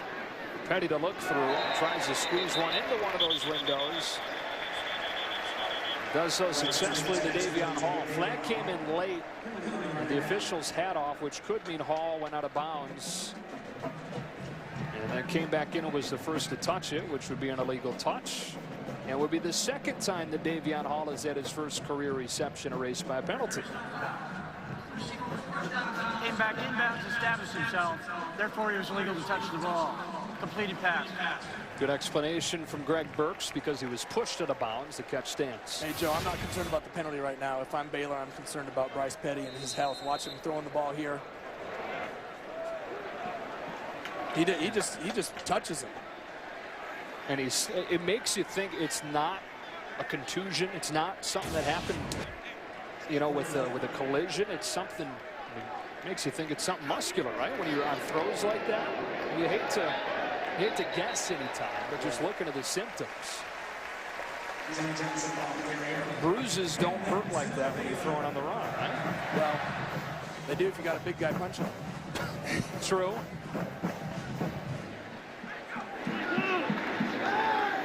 Stands in and lets it fly. 3rd time that he's overshot the deep ball, and that one by quite a bit to Jay Lee. Yeah, Joe, I think it's a little bit more than first game not being on the same page right now. We've seen Bryce miss a couple deep balls that he doesn't miss. I mean, frankly, he makes those throws, and I think that his back right now is affecting his accuracy down the field. Dumped this one off in space to Johnny Jefferson, the redshirt freshman. Helicoptered out of bounds by Greenbaum with a first down. You know, what people don't realize is when you throw the ball as a quarterback, it's a full body movement. Right. It comes from your feet. It's your feet to your hips, to the weight transfer. And if he can't get his back and his hips into that throw, he's throwing with a lot of arm. And when you throw with all your arm, you're going to be less accurate. You're not going to have as much zip on the ball, and consequently, you're going to miss a lot of balls that you normally wouldn't. Coming up on the AT&T halftime, Rob and the guys will take you inside the weekend of college football. Including the Utah State-Tennessee game going on right now in Rocky Top. It's incomplete, looking for Linwood out of the backfield. 3rd down.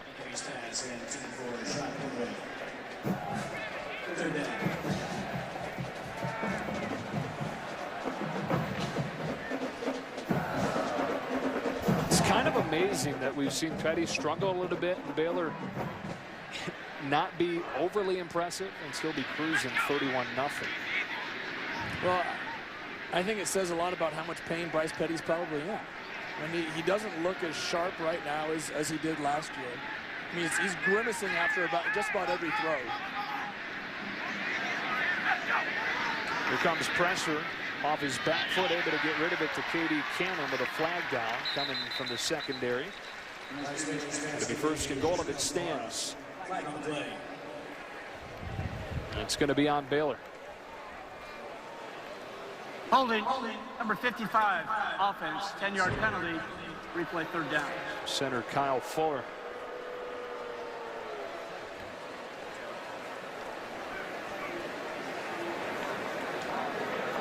Seven penalties for 65 yards in this first half for the Bears. Last year, 82 yards per game was the most in the country. Already pretty darn close to that mark. So 3rd and long and more pressure. Has him thrown off his back foot, but as Davion Hall entering the vacated area. And that face mask penalty is going to extend the drive. Instead of it being 4th down and 8, face mask from the secondary. Likely going to extend it.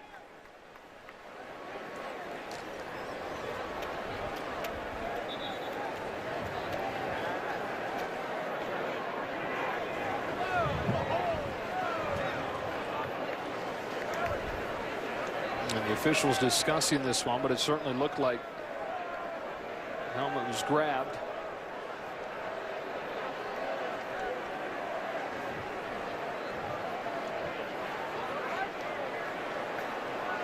There is no foul for face mask. There was no twist or turn. Okay. Well, what'd you throw for in the first place? I've never heard the no twist or turn.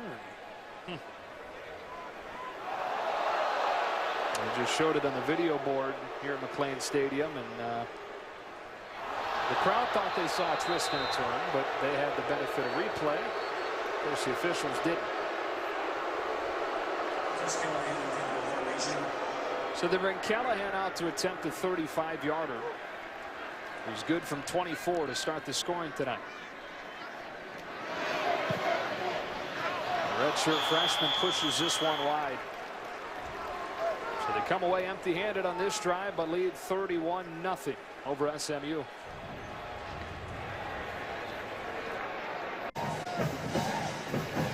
Fox Sports 1 College Football is presented by the Cree LED Bowl. 31-0 Bears. Final seconds of this first half. Burcham will shovel it off to Pope. This Baylor defense is probably upstaged the offense in this first half. They've looked sharp. Yeah. They've looked really sharp. They've looked aggressive. You know what? Most of all, they look like they trust each other, and that's something that you can't coach. You know, when you create as many turnovers as the Baylor defense did last year, you do it with aggressive play, and you're aggressive when you trust that your teammates are going to cover their responsibilities. When you've got so many new guys in the secondary, oftentimes it's tough to trust that right away. Baylor looks like they're just falling in this year like they did last year. Similar looking play, dumping it off to Pope. And run out of bounds by K.J. Smith. K.J. Smith with the tackle. I think there's some concern anytime you have that ridiculous of a number of takeaways like Baylor did last year that there'll be a regression and it'll be hard to keep up what you did. But that's the personality of this defense. All right, that's what happened to Oklahoma State a couple years ago. Yep. Brandon Whedon, Justin Blackman's year. What did they have? 44 turnovers that season, Yeah. or takeaways that season. They go the other way with this dump off to Pope, who loses the football, and then it's scooped up by Taylor Lasecki. Moment of glory for the center. Gets a couple of yards to bring this first half to a close. 31-0. The Baylor Bears in front of SMU after one half. Here's the debut of McLean Stadium. Right now, we send you to Rob Stone in Los Angeles. Joey, thank you. Welcome to the AT&T Fox Sports 1 College Football Halftime, mobilizing your world. Rob, Joel, Dave here with you. Petty in obvious pain here. We had our research department get locked and loaded on his backup, so because we figured, well, certainly Petty's going to be out of this game, but he stayed in. Why, Joel? Well, obviously it's the first half, and every quarterback's going to want to stay in the game. Every player's going to want to stay in the game for that matter. But Art Briles has a hard decision to make here at the half. Baylor's clearly going to win this game. At least that's the way it looks right now. Their defense is the reason why, Rob. They're dominating. So if you're Art Briles, you have to get your quarterback, your Heisman hopeful, out of the game because the bulk of this schedule is all in front of you. Coaches teach their players to look 6 inches in front of their face. Win the day, win the play, win the meeting, 1-0, all of those cliches. But the head coach is allowed to look forward, and Art Briles should right now because they're not going anywhere without Bryce Petty. And sometimes a head coach has to make a decision that his quarterback's not going to like, and right now is one of those times. Well, he's not going to win the Heisman today. That's how I would look at it. And the second thing, you might need that backup next week, the way Petty's limping around right now. So it's a little bit scary. Coach, if you're on the sidelines in Waco tonight, would you have yanked him already? I would have yanked him when it was 30-0. Yes, 2 series ago. So before the extra point, you would have pulled him out. Coach. Get him out of there right at that point. Listen, and it's in large part because of what the defense is doing. Yeah. You know, it's not necessarily all an offensive decision. The defense has been dominant so far. They have been. And again, talking with Phil Bennett, his biggest concern was the deep ball with June Jones. He's a vertical passing. So when you look at how they attacked him, Phil's looking at every down, first, second, and third down, as if it's a passing down, and he's bringing pressure, 6 sacks, 8 tackles for losses. He's protecting those corners by bringing pressure. I love what they were been able to do with their front four, and I know that they talked all offseason long because they had lost some starters, Rob, during the course of graduation and the offseason. But they talked about how good their young players were and the guys that got time last year but weren't starters, and they have played like it. They've obviously done their work in the weight room. They're fast, they're physical up front, and they're winning that battle. They haven't allowed SMU any time to throw the ball down the field like they want to do. So the front four has just won the game so far for the Baylor defense. 31-0 Baylor, opening up that new stadium. Everything going right except for their stud quarterback limping around the field. Be interesting to see if he does take the field in the second half. Coming up next, we're going to have highlights from the other college game going on right now. We'll head to Knoxville, check in on Tennessee, Utah State. Our highlights are going to involve a pig. Start the second half. Welcome it back inside. Joe Davis, Joey Harrington. You think Baylor, you think offense, but in this first half, that defense held SMU to 39 yards on 40 plays. Yeah, that defense has been every bit as good as last year, and frankly, I think a little better right now. I mean, they had questions about the secondary, and not questions because they weren't good players, but they simply hadn't done it before. Howard, Orion Stewart. I mean, guys have just been playing fantastically aggressive, making big tackles for Baylor, and that front seven has just been applying pressure all night long on SMU's offensive line.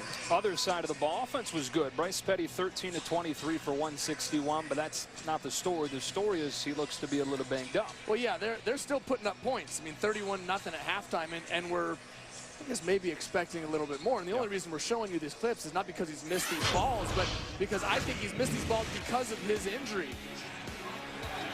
You saw early in the first quarter, Bryce Petty throws the ball out to Jay Lee, grimaces. He took a shot in the back on the series before, and when you throw the balls that he's missed have been down the field. And when you throw the ball down the field, you have less margin for error. When you're guarding against a hip, when you're guarding against something in your lower body, remember, throwing the football is a full body movement. It's not just your arm. So when you're guarding against it, you're anticipating the pain. You're going to miss by just a little bit on those longer balls, and those are the ones that he's missed tonight. Here's our first half stats, Joey, brought to you by Geico. And a defense with a couple of turnovers that came early and led to the first couple of Baylor touchdowns. SMU with 40 yards on 39 plays, or 39 yards on 40 plays total. While the offense hasn't necessarily been the sparkling offense we've come to know from Baylor, it's been plenty with a compliment from the defense. And it'll be Baylor to begin the second half with the football at the 35.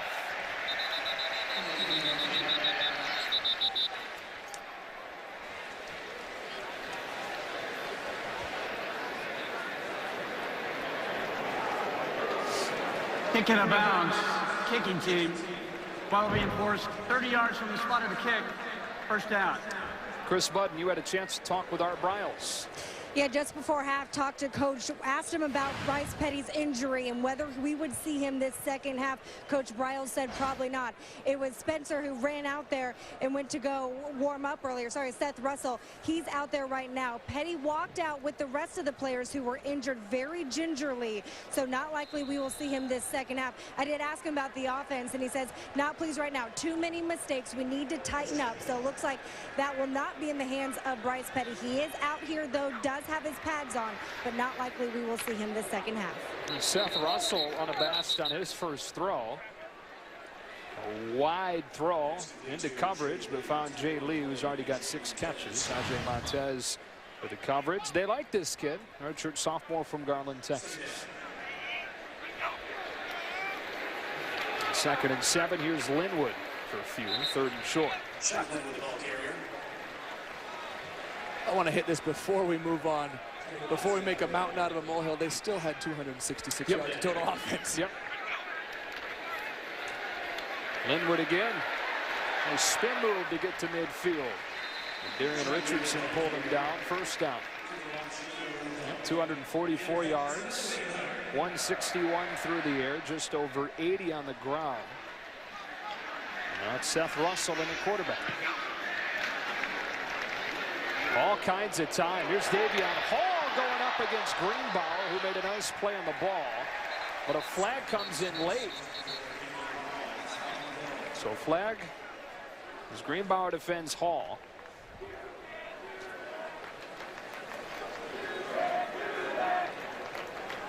timing looked okay. Personal foul, face mask, number 22 defense, 15-yard penalty, first down. That didn't have anything to do with the timing. You get a hold of the face mask, and that will move the chains inside the 40.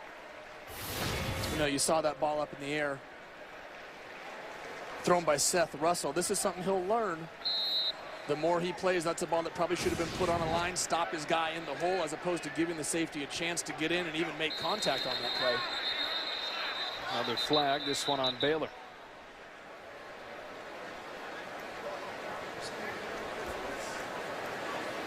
And this would be the 8th. Ball start, number 55 offense, 5-yard penalty, first down. 8 penalties on Baylor for 70 yards. Well, that's also what we've come to expect from Baylor. Yep. Like you said earlier, not going to hurt them tonight, but a team with playoff and national championship aspirations. Something to keep an eye on. So season wears forward.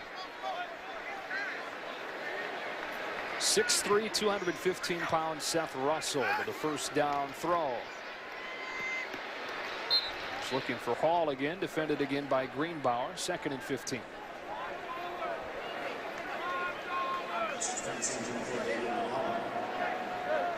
He's played in 7 games in his career, has Russell. He's a redshirt freshman last year, completed above 60% of his passes.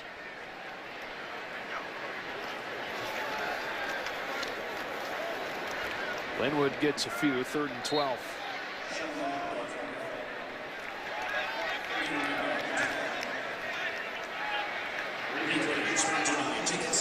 Linwood, Big 12's top returning rusher. 6 carries for 33 yards in that first half. He averaged 7 yards a pop as a freshman last year. It's one of the best marks for a freshman in the last 2 decades. Russell, good movement in the pocket, resets the feet, gets picked off by Greenbauer. Boy, he was flirting with it that whole possession. Aiden Greenbauer with his 3rd career pick. Baylor with its first turnover of this game.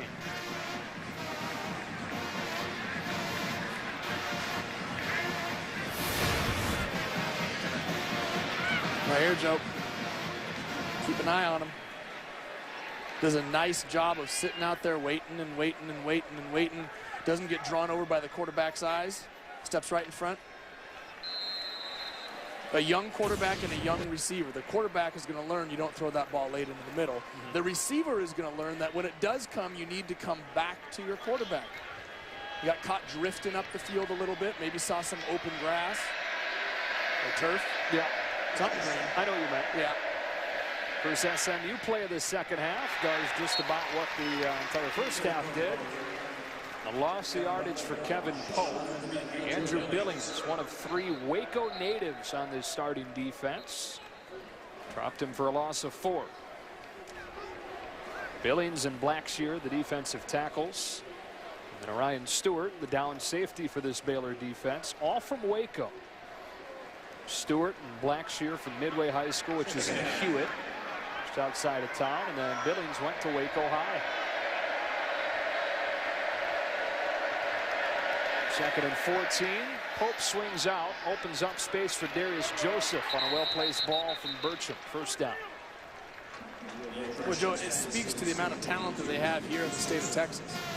And when you think about the big-time programs within the state, Baylor, Texas A&M, and then you got SMU and Houston and TCU, and I mean, you just go down the list, and the state of Texas puts out enough high school athletes to furnish all of their rosters. Over the last few years, nobody's won more games in the state of Texas than the Baylor Bears. From the 40, bubble screen Lancaster. Might have read his block wrong and went inside. With a block from Thompson, Terrell Burt came up and made the stop. Already 6 tackles for Terrell Burt out of that safety spot. Only returning starter in that Baylor secondary, which we've talked about over the course of the night as the question mark of this defense, not because of any lack of talent, but just because of lack of proven ability. These are not guys that have played significant roles outside of Burt.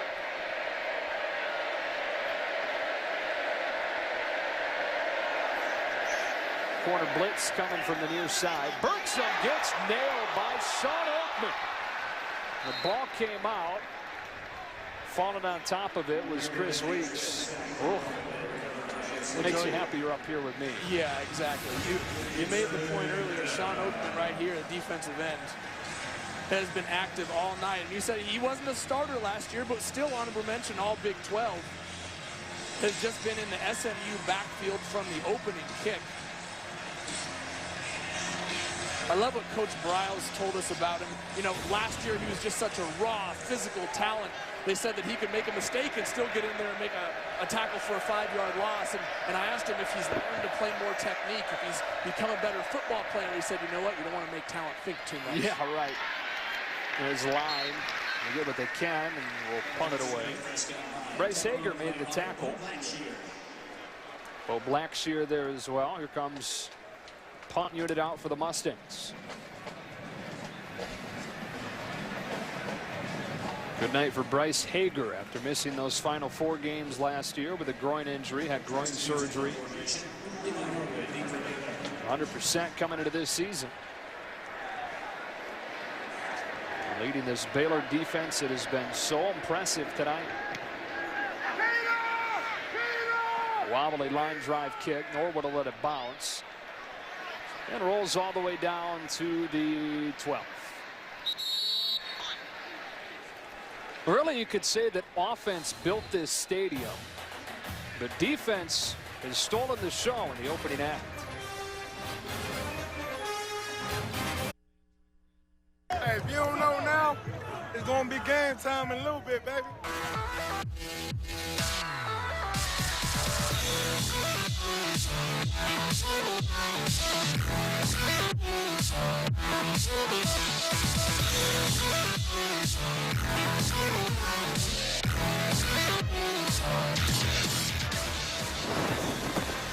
Fox Sports 1 College Football is brought to you by the Cree LED Bowl.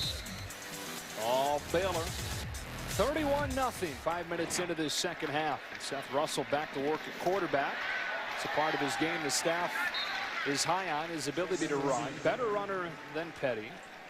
Into the arms of Cameron Nwosu, and it'll be 2nd down and 5.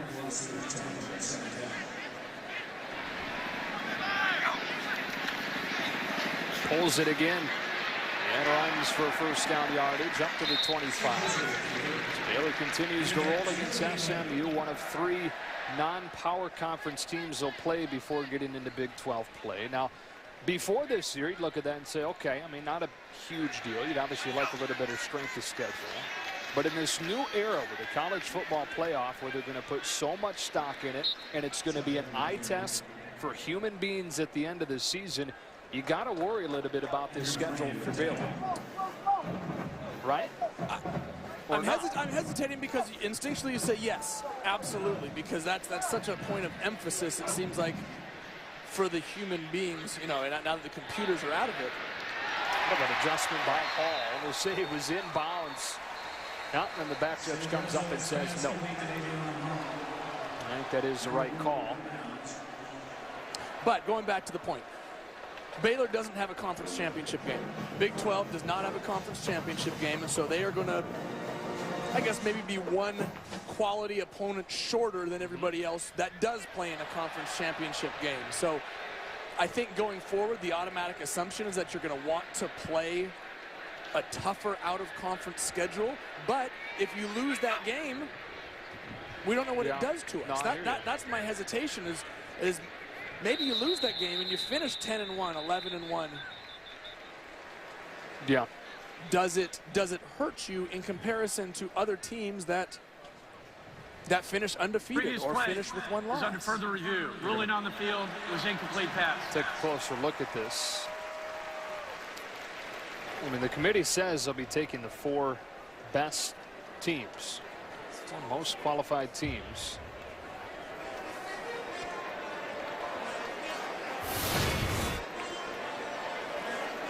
Joe, take a look at his right foot as he comes down. Excuse me, his left foot right there, toeing the line.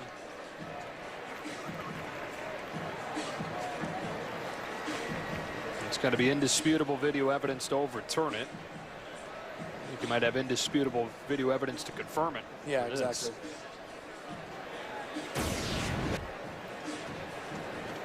After further review, the ruling on the field is confirmed. Incomplete pass. Third down.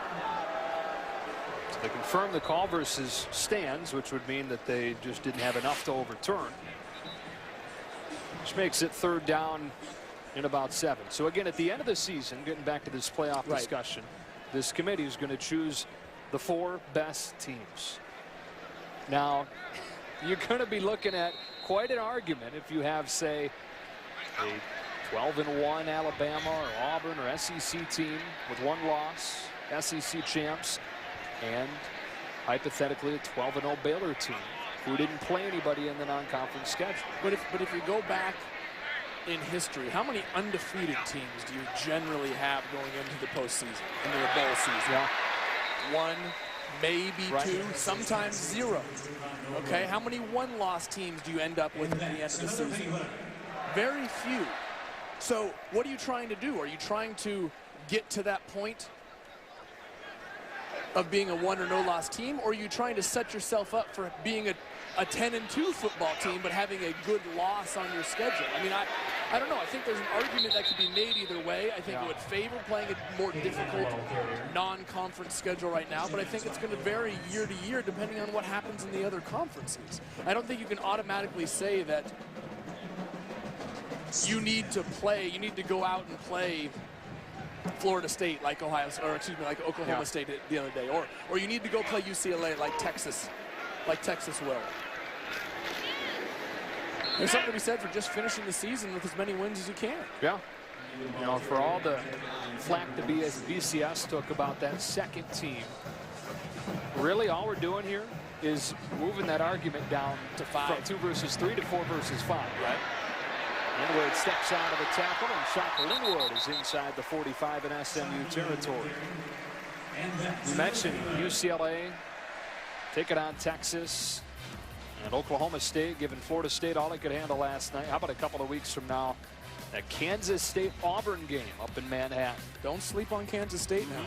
There's a dark horse in this Big 12 conference. SMU, they're first of the half. You've got Baylor and Oklahoma really is the consensus class of the Big 12, but you've got 3 or 4 schools: Texas, Oklahoma State, West Virginia playing so well against Alabama, Kansas State, all in the mix in this Big 12 conference. It was a heck of a day yesterday for the Big 12, but a heck of a night tonight.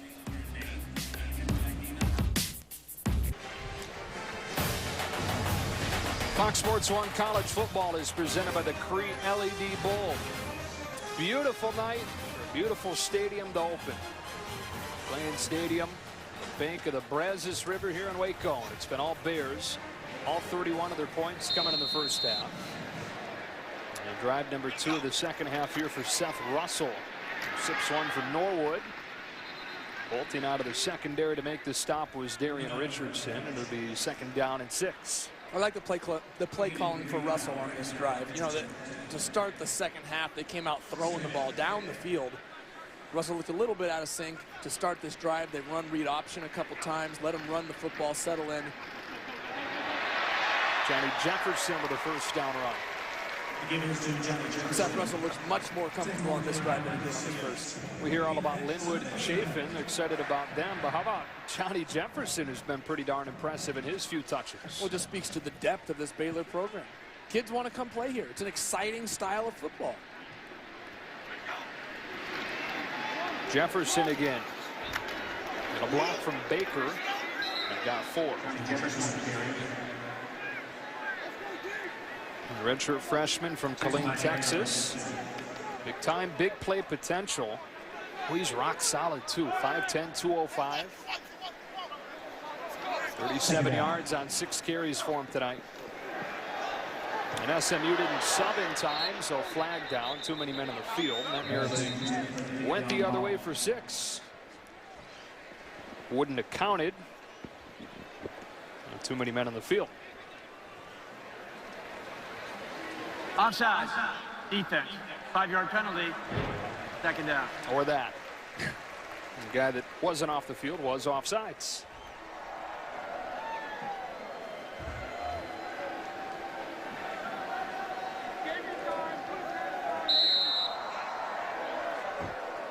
Second down.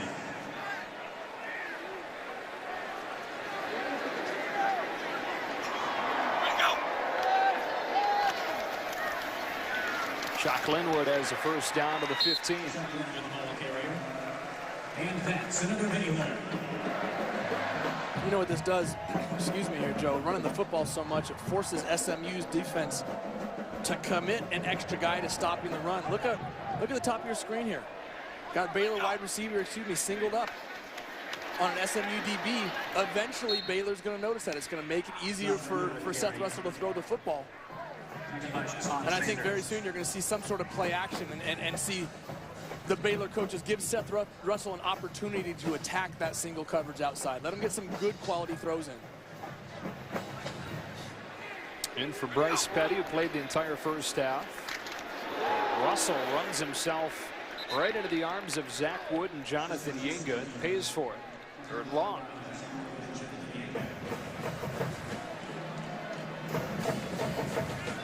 Wood, a junior, Raleigh, Texas, coming off a great fall camp. Returning starter for this unit.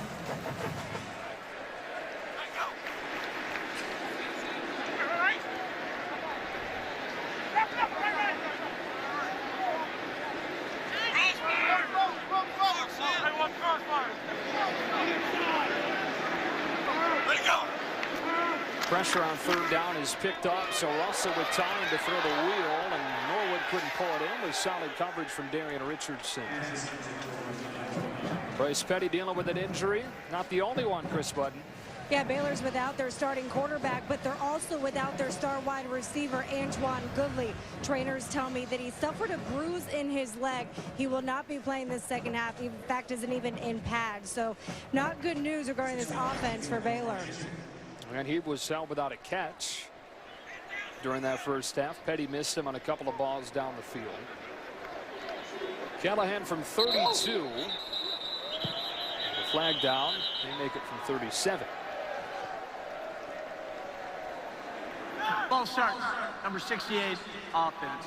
5-yard penalty, fourth down. And again, you've said it. These penalties aren't hurting you tonight, but it's reason for concern moving forward. Well, yeah, I don't think it kills you in this first game.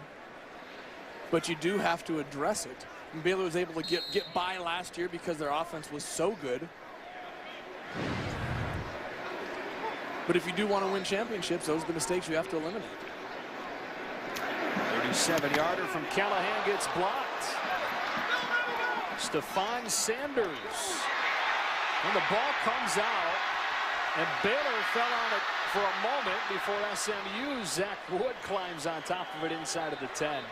And had Baylor gotten that, it would have been a first down for the Bears because it did change possessions. There's a flag down as well.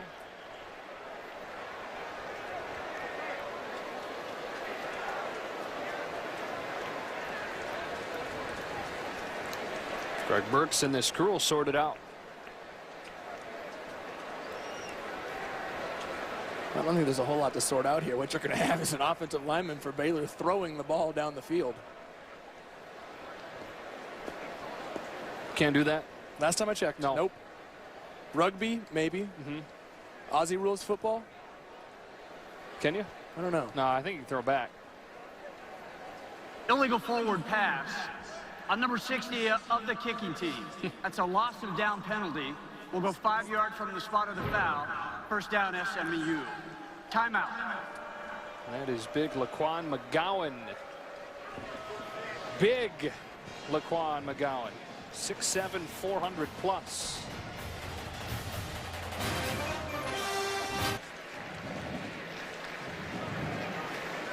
So his previous play is under official review.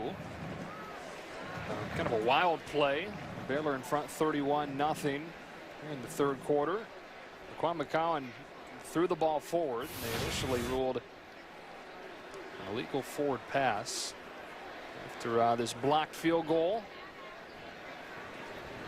We're going to bring in now Mike Pereira, our rules expert, as we take a look at this play and try to sort it out. You're the busiest man in college football this weekend. Your fourth game in 4 days, but are you still seeing clearly enough to let us know what we got here? This is the kind of game when you're official, you say, why did a play like this happen when it's 31-0? Right. I think they got crossed up because it's actually an illegal forward pass. if you're going to call that, is going to be on Baylor, and Baylor would keep the ball. But he actually threw it from the ground. So you really could have the Baylor player down and no pass period. So I think, to tell you the truth, they got so confused, they said, let's go to replay. Yeah. Let's just go figure out what the heck happened. Okay, so let's walk through this. The ball gets kicked and blocked. SMU recovers and starts their possession, correct? At that moment, they fumble, and Baylor recovers. They get a new set of downs. They've established possession. So now at that point, when Laquan McGowan throws the football, are you saying he's down when he's on the ground, or it's illegal forward pass from that point? What they will determine is if he's down on the ground with possession of the ball. And if he is, the play is over at that point. If they're going to say that he threw the ball forward, then you do have the illegal forward pass that is incomplete when it hits the ground. So the ball is dead at that point, and they could penalize him 5 yards. But my sense would be, when they see the play rule out, run out here, that they'll say he had possession of the ball before he threw the pass and was on the ground. So it's going to be Baylor. Either way. So either way, it's going to be Baylor's ball. Yeah. I don't see anything that would keep Baylor from getting the football. Okay. So 4 games in 4 days for you. You went from, Thursday night, Seattle, Friday night, Denver to LA, to Waco. Yeah. Yeah, what do you think of this new building here? Oh, the building is fantastic. The openness of it, the 360-degree view that you get is spectacular. But great football. I've got to see great quarterbacks in really 4 days. I saw Connor Halliday throw for a ton of yards for Washington State. Cody Kessler, Sark has transformed that offense now. Right. And, of course, here with Bryce Petty, and, brings to mind a new rule change about low hits on the quarterback. And I think that's a key change. With all these great quarterbacks in the league, they're taking another step to protect them even more. You can't make forcible contact on a quarterback in the knee area or below if he is in a passing posture. Has to be in a passing posture. You can tackle him low, you can reach and swipe, but you can't drive a shoulder or a helmet into the knee area below. Some in the NFL called it the Tom Brady rule. Well, that's what I was going to say. This is essentially the same rule that they instituted in the NFL a couple years ago, correct? And it actually does bring the rule exactly in line with the NFL rule when it comes to protection of the quarterback. Remember, he's got to be in passing posture. If he's on a run at all, you can tackle him low. Just if he's set and going to pass the ball. And the key term, forcible contact, right? Right, forcible. You can tackle him. Yeah. Reach out with an arm, swipe him. Just don't drive into his knee area or below with a shoulder or a helmet. Tough gray area, isn't it? I mean, to decide what's forcible and what's not. I mean, one was called, I saw one called this week, and it was actually, I believe it was at Washington State game in Seattle, and it wasn't a low hit. It was actually the initial contact was up in the area mid-thigh, and then he slid down from there. Mike, what happens if you're being blocked into the quarterback low? Then you're clear. That block takes you. You have to have an unimpeded path, to the quarterback. And the other thing too, which I'm really glad they changed. We all hated the targeting rule last year, right? Well, now they changed that rule. The replay official can overturn the ejection and can overturn the 15 yards. Now, penalty might still stay if they say it's roughing the passer with targeting. Then they could take off the targeting and the ejection, but the roughing the passer would stay on. But I think this was a terrific change on a rule that was so convoluted last year and got so many people upset that the rules maker did a good job arriving at this. Obviously, it's a confusing play. I don't think I've seen one last this long. And Walt Anderson is the coordinator of officials for the Big 12, the Big 12 officials.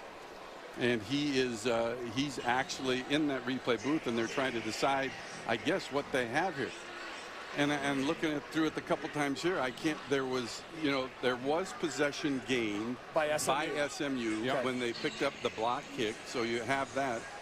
And so then you come to this spot. Now you're looking at all aspects of this. So you're going to get a block here. Now the first question becomes, does SMU possess there? He's got control, takes steps, now attempts to hand it to his teammate. Now they could be looking at illegal forward handing. Was this a forward handoff? They might look at that. Looks to me like it's they're side by side, which would turn it into a fumble. Regardless, it should never take this long. Let's make a decision. It's 31-0. Let's get going. You're on your 4th game in 4 days. I'm going home tomorrow. You got an answer, I think.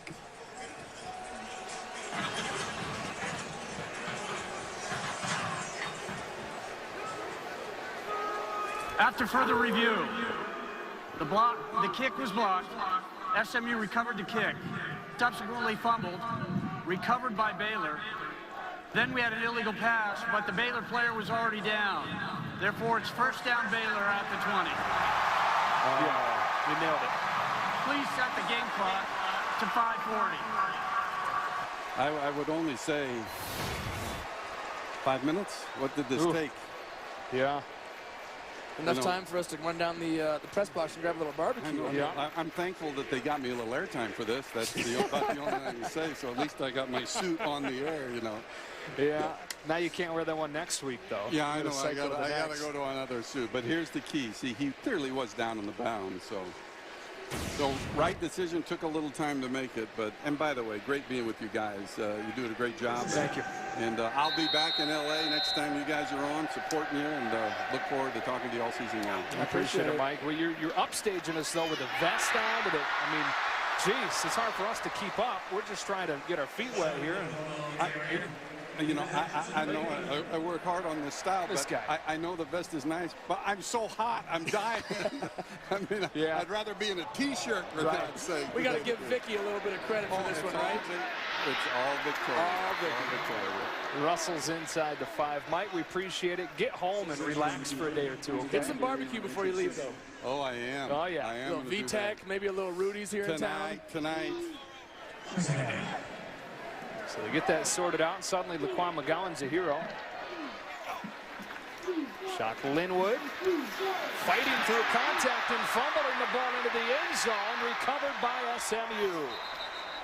And that will bring it out to the 20 unless they go to review and find that he broke the play before the fumble. Mike, come on back. He went home. He left. He went home.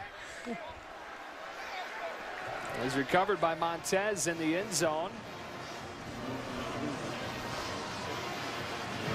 Ruling on the field. SMU recovered in the end zone. Touchback. First and 10 at the 20. So it looks like we may stick with it. A 31-0 contest. 5 minutes left. Third quarter. So let's take a look here. Did he break the plane? Only got to get to the front side of that goal line with a ball. Oh boy, Mike. Mike, come back. The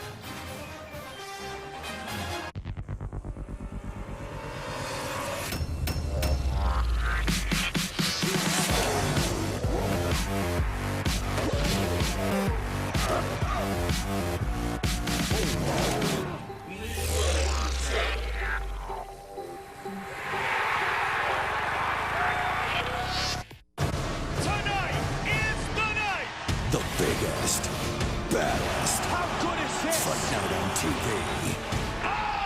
A UFC Fight Night event. Friday at 7. Only on Fox Sports 1.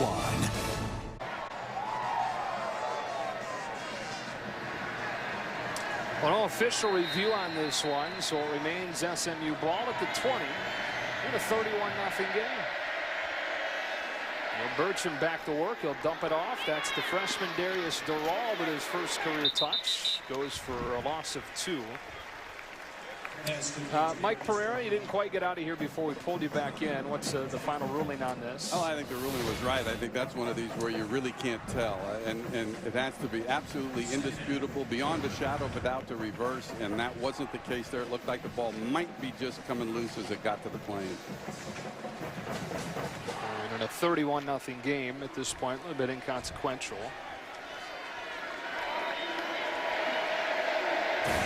Good luck telling Shock Linwood that close to his second touchdown of the night. 2nd and 12 for Burcham and SMU. Doral again showing good quickness. Got belted by Sean Oakman.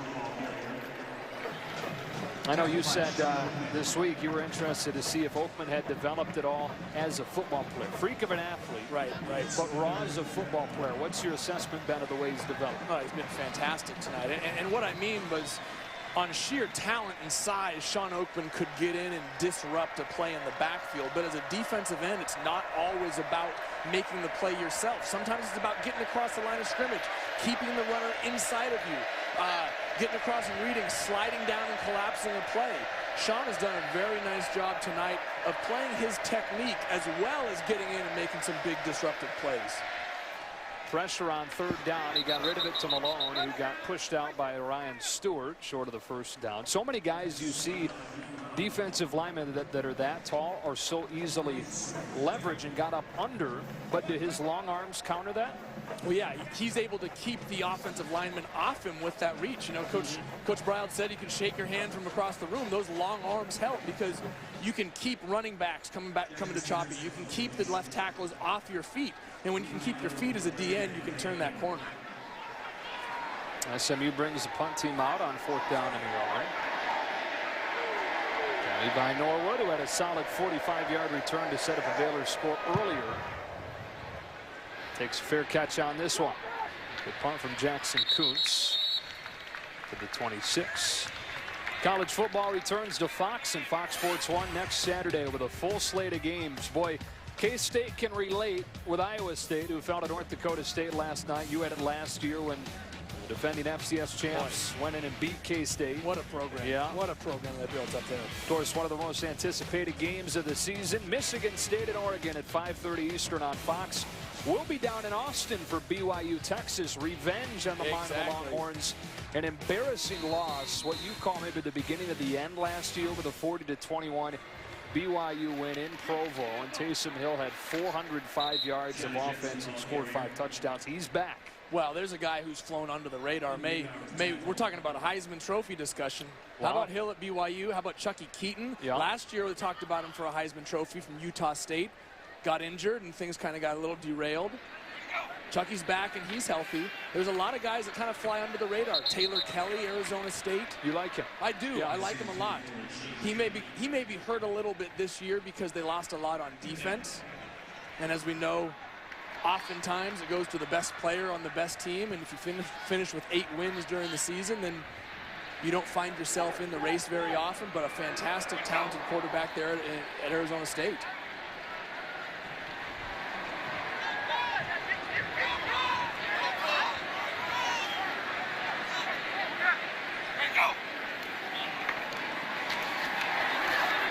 Russell goes to Armstead. The converted offensive lineman with his second catch. Out to midfield. Now it's time for the Lowe's Never Stop Improving Game Break. Rob Stone. Hey, Joe, Tennessee, they've won their 6th straight season opening game. Here's Marlon Lane from 7 yards out. Remember, in 2 weeks, Tennessee at Oklahoma. Yeah, that's one of those Big 12 matchups we're talking about, non-conference play, that Tennessee-Oklahoma game. Oklahoma bolstering that schedule some. Hoping that it helps out. They're in the discussion towards the end of the season. You're looking at the college football playoff. Your thoughts on Oklahoma? Because this is a team that some people would say was vaulted into the top spot in the preseason poll in the Big 12, into the top 5 nationally, off of the merit of that Sugar Bowl win over Alabama alone. Right. You know, I think Cannon can't quite catch up. That was a close one there. I think Oklahoma may have a few question marks as well. You know, Knight at quarterback for Oklahoma had a wonderful game against Alabama to finish the season, and that's built a lot of momentum. But really, that was his best game of the season. There were times during last season when he struggled. Blake Bell came in, played quarterback, the Belldozer, who now has moved to tight end. I think people have anointed Knight as one of the class of the Big 12, maybe a little bit too soon. He has the potential to be a wonderful player.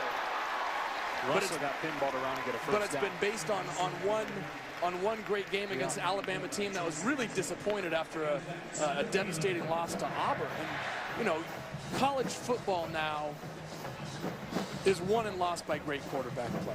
I mean, if you've got a great quarterback, you got a chance. And if you've got a quarterback who struggles, you know, you're going to have to make up for that. So I'm still waiting to see personally if Knight can be that consistent guy that we saw against Alabama. 48-16 win against Louisiana Tech. The opener in Norman last night.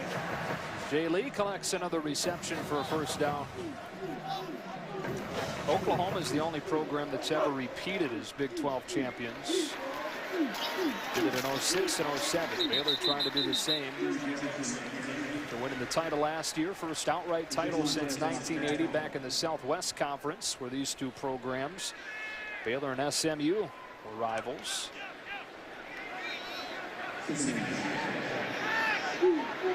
Inside of a minute in this third quarter, which has been scoreless.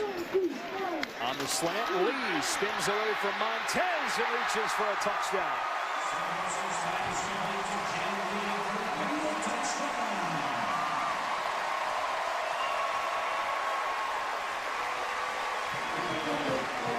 Jay Lee, one of the bright spots on this opener for Baylor.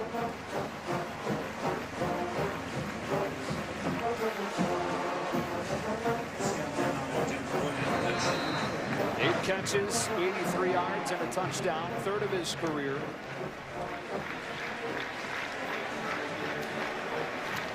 And 22 catches all of last season, already 8 of them tonight. Well, Baylor's going to be looking for somebody to replace Tevin Reese. You know, Tevin Reese and Antoine Goodley were an incredible 1-2 punch last year. They're looking for someone to complement Antoine Goodley. So far, Lee's done a nice job of that. Let's check in again with Chris Budden.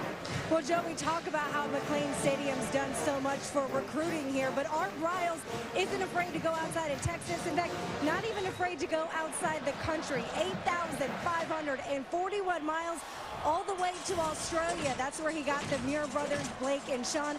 Also, Jason Osei, he comes from England.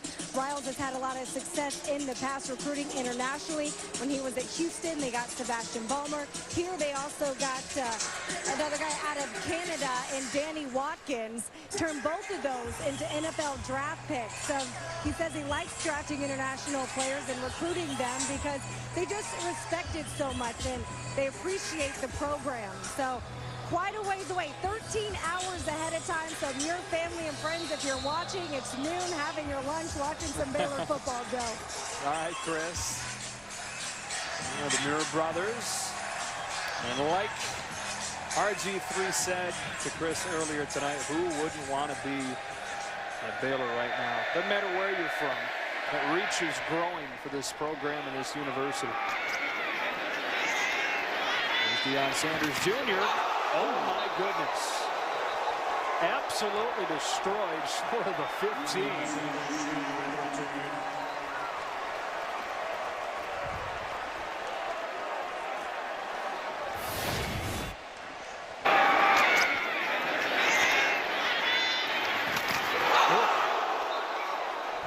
And we'd love to tell you who, but there is no 84 on the Baylor roster. Well, it looks like a replacement jersey. Yeah.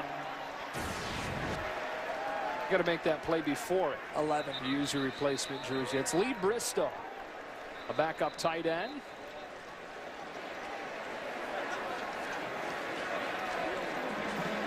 See the 11 on the back of the helmet there.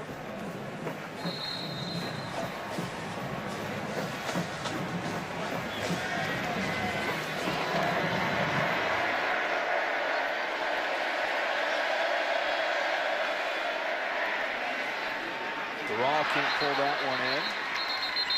So Art Briles has built this thing into a place that people recognize. Chris telling you about all the international talent they've brought in. We've heard from Sean Oakman tonight and how good he's been at defensive end. He got to Baylor largely because of the relationship that he had with Phil Bennett. Remember, Oakman started his career at Penn State. Phil Bennett and Dave Wannstedt, our friend back in studio tonight, while they were together at Pitt, they recruited Sean Oakman and they developed a relationship with him. And when Oakman decided he was headed out at Penn State, Phil Bennett got a hold of him and said, hey, you know, I'm down at Baylor now. You should come join me down here. And Sean Oakman said, where's Baylor? And Coach Bennett said, it's in Waco. And Oakman paused and thought about it for a second and said, huh, I've never heard of Waco. He's here now. Phil Bennett's happy about it. 6'9", 280-pounder, originally Lansdowne, Pennsylvania. Waco. I think actually my GPS on my phone, when you type it in, that's how Siri says it. I'm not joking. Try it. Even Siri might have it figured out soon. Now Burcham can't get away from pressure. Sacked again, back inside the 5. This time, it's Bo Blackshear. And this third quarter winding down after sack number 7 for this Baylor defense. What a night it's been for the Baylor Bears, opening up the $266 million McLean Stadium. Jay Lee with the latest touchdown in a 38-0 Baylor lead.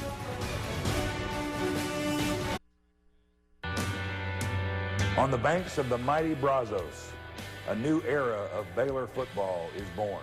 With Coach Briles and my boy Bryce, the Bears are ready to come out of hibernation and go hunting for a national championship. Sick 'em, Bears.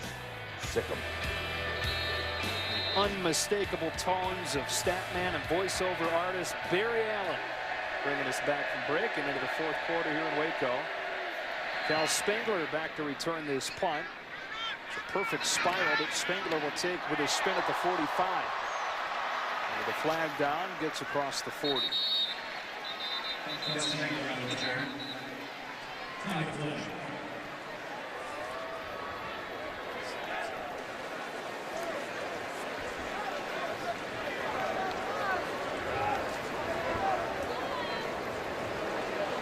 During the kick, illegal block in the back, number 75 of the return team.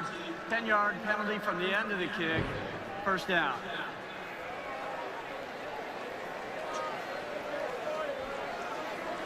Goes on Sam Baker, or Troy Baker. He comes back out with his offense. We begin the fourth quarter. Baker, another Waco guy, Connolly High School. Says he remembers as a kid going to games at the old Floyd Casey Stadium, high school games that had more people than the Baylor games would have. Now he gets to be here while they open this place. That one batted down by Derek Longoria. This is broken by Derek Longoria.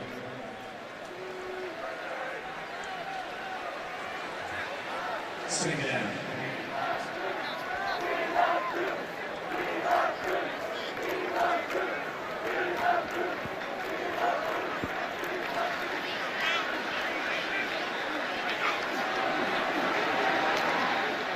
Throw it quickly to Hawthorne into the blitz, and Hawthorne gets 5. His third catch of the day. Baylor offense loaded at receiver. I worry a little bit about Goodley taking his pads off. Out for the second half. Didn't have a catch. Already got Clay Fuller out until October. Corey Coleman out as well. And Lynx Hawthorne has now taken himself off the field. This is very quickly.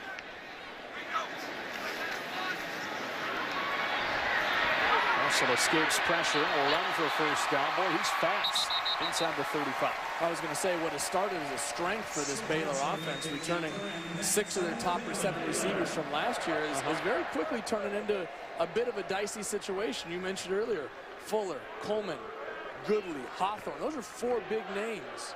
Jay Lee has played very well for Baylor tonight, but if you don't have your full depth at wide receiver, Baylor's a little bit limited in what they can do.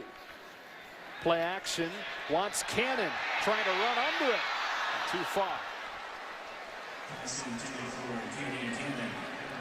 McLean Stadium, Waco, Texas. $266 million facility. Opening night of this stadium for number 10 Baylor.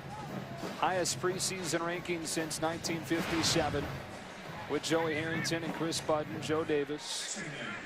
Baylor looks to move to 1-0. There's Jefferson, brought down by Nabashosi. It'll be third down. When we talk about this Baylor schedule and how relatively weak it is without a power conference team in the non-conference play the first few weeks, but as more flies drop here with guys going out with injuries, you almost have to be a little bit happy that you're facing Northwestern State, not in the case of somebody like Texas, a physical BYU team coming in the next week. Right, this may be the best thing to happen to this Baylor football team, having 2 softer games over the next couple weeks with the injuries to Goodley and Petty, who are the cornerstones of this offense. Davion Hall, and a nice day for the true freshman in his debut. Pass complete to Davion Hall. 4th down and 1 coming up. The Bears right back on the ball. Ticket City, Bears go for tickets. And it's Jefferson trying to bounce his way for a first down, and does with a flag down. Johnny Jefferson on the carry. Flag on the play.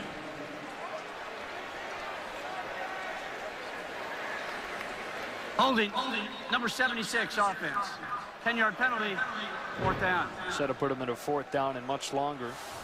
Here's that Baylor schedule we keep referencing before they get into the Big 12 schedule against Iowa State. They got that bye week following these 3 non-conference games. What else pops out to you as they move into Big 12 play? Well, I think that people are overlooking Texas a little bit this year. You know, people are talking about Baylor, Oklahoma. Oklahoma State had a big year. Kansas State is kind of the vogue underdog in the Big 12, and people are counting Texas out. Remember, this is a talented team that is going through a coaching change, and they haven't lived up to expectations the last couple of years, but Charlie Strong is really getting that program going in a different direction. Callahan tries from 52, and it looks like he had enough distance but missed it wide. Art Briles told us comfortably to 45. Gave him a shot there from 52 and just missed.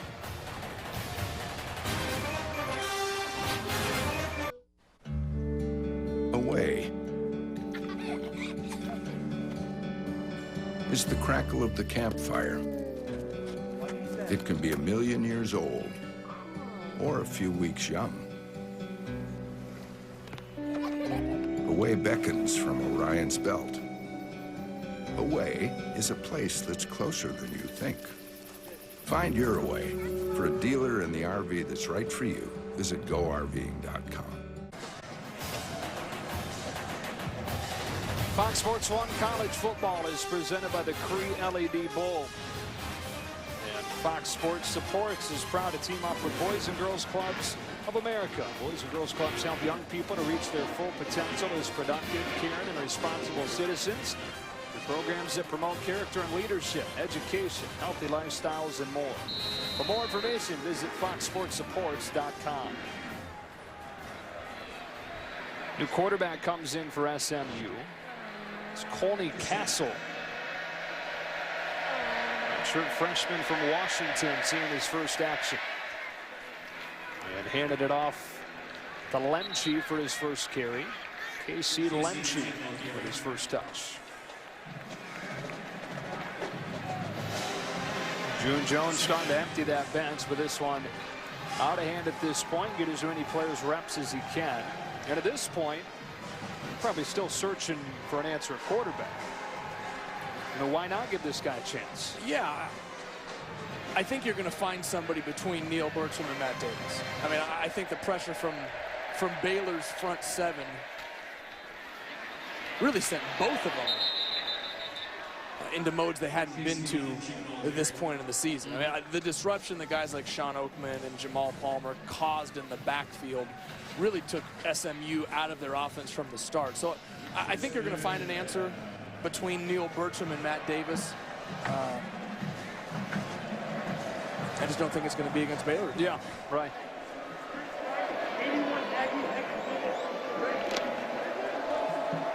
Not a very soft open for these young quarterbacks to go through against Baylor, let alone in front of these 45,000 fired up fans with the new stadium. Castle throws on time and a nice grab made by Stewart. Dejon Stewart with his first catch. Guy that turned down Notre Dame to come to SMU.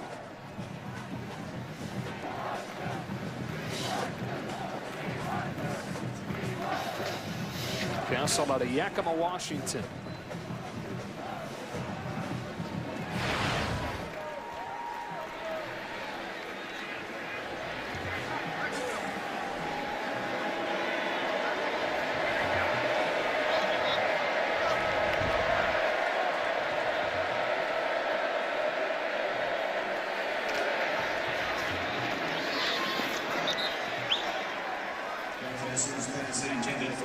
Back to Stewart. Second down and 10. Byron Bonds provided the pressure on Castle.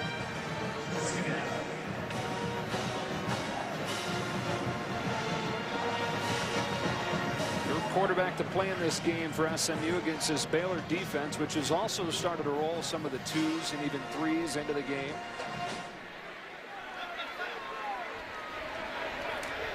Even with the 38 points scored, it'll be the defense that'll steal the headlines tomorrow. Castle confidently throws on the money for 7 yards. Shelby Walker, his first catch. Well, Joe, I guarantee you, even though you got young guys in for Baylor right now, they're going to be just as fired up to preserve this shutout. Coach Bennett's going to be coaching these guys hard from the sidelines because it's a point of pride for any defense to be able to hold your opposing offense to no points. It doesn't matter what type of or what time of the season it is. To be able to pitch a shutout is a big accomplishment for a defense, and I know every young player out there is going to be feeling that right now. It's the first play of this half running Baylor territory by SMU's offense. The line got belted, but got enough. Brian Nance making the stop.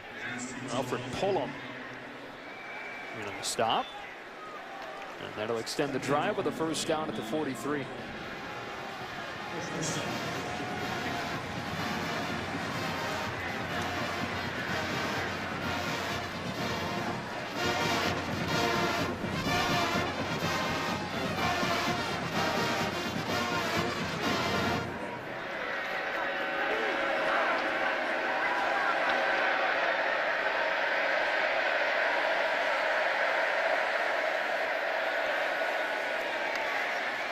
Castle again steps into a confident throw that eats Stewart up. He's able to hang on to it. Nice anticipation. Yeah. Nice anticipation. He let that ball go before his receiver finished his break. He turned his head, got around, and hit him right in the face mask.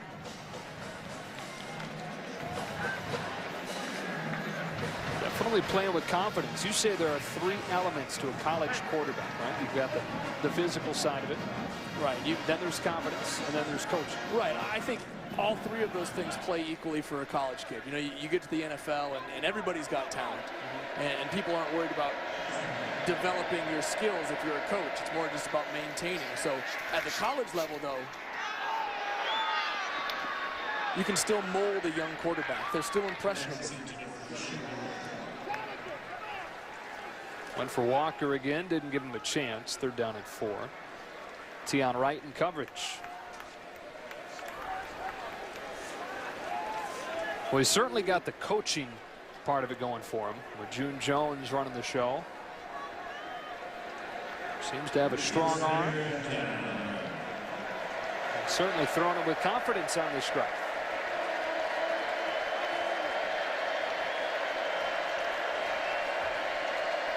All 11 now within 5 yards of the line of scrimmage on 3rd and short. He put it right in the hands of Deion Sanders Jr., who dropped it. And it's 4th down. When he's looked sharp, Castle has thrown the football tonight. You know, June Jones, you mentioned a moment ago, has had a tremendous amount of success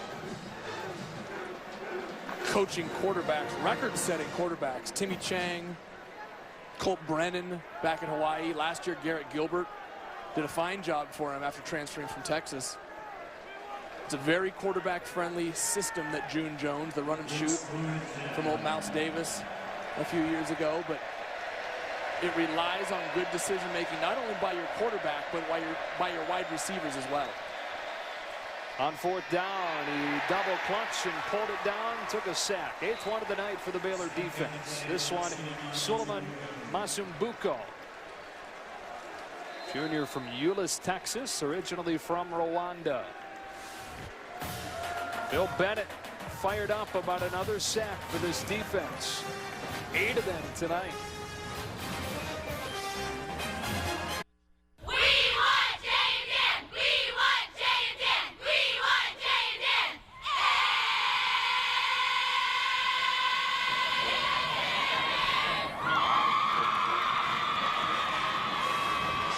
Well, Jay and Dan are on vacation, but they will get Fox Sports Live immediately following the game, thanks to Kappa Kappa Gamma for their support.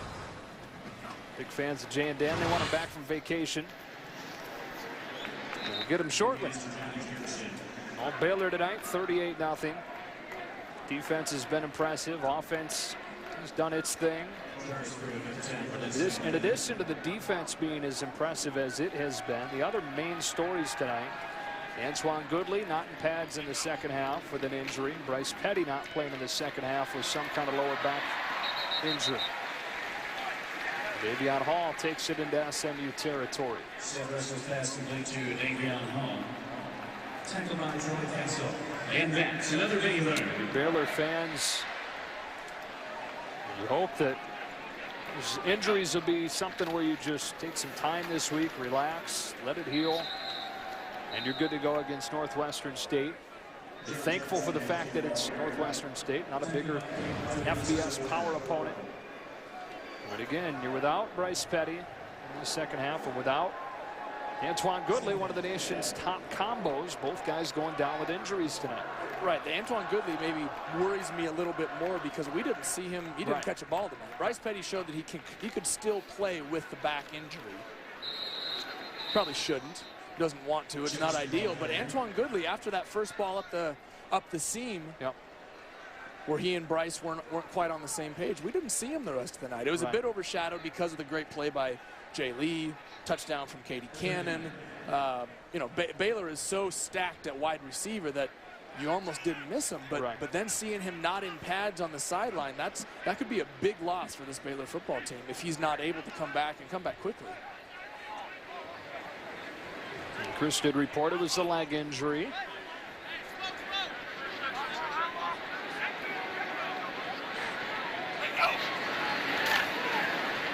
Russell on 3rd and 9. That one was nearly picked off.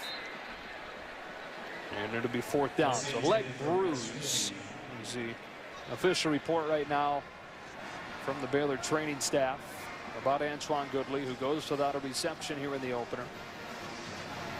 And no official report yet as to what the injury is for Bryce Petty, but clearly bothered by something in his core, lower back area.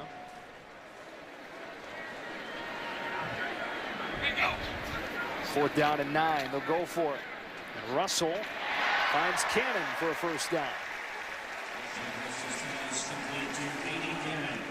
And that's another Baylor.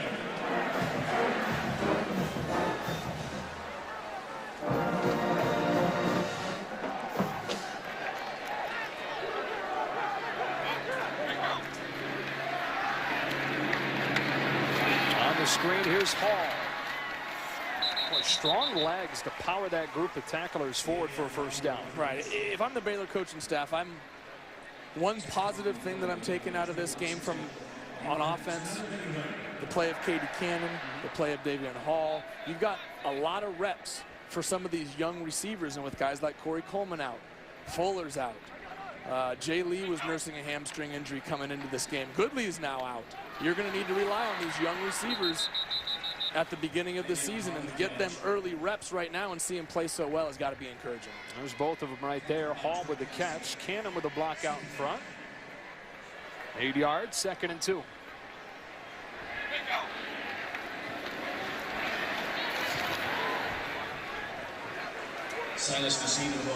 Silas Nacita with his first carry, gets close to a first down. Spot him just short, so 3rd down, and can get a first down. 3rd down. 3rd and less than a yard from the 4. Russell pulls. Got fancy with it. Blyle's not going to like him sticking the ball out like he did. He'll mark him down, but that doesn't change the fact that he showed the ball in front of him on his way to the tackler. Tuck it away, young man. That is not something you want to do, especially going into the end zone. You saw it earlier in the ball game. Baylor fumbled into the end zone, lost points on the scoreboard, and gave SMU the ball on the 20-yard line. Silas Nacita with a touchdown.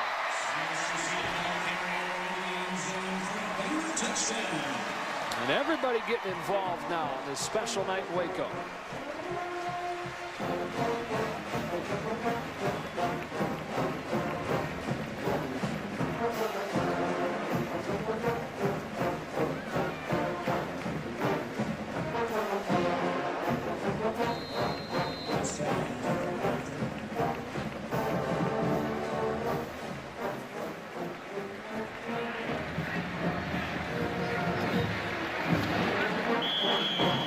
Extra point is good. Cedar plunging his way into the end zone to make it 45-0 for the number 10 team in the country. Second and 7. Here's a man. Hard hitting going on. This time it's Wilt.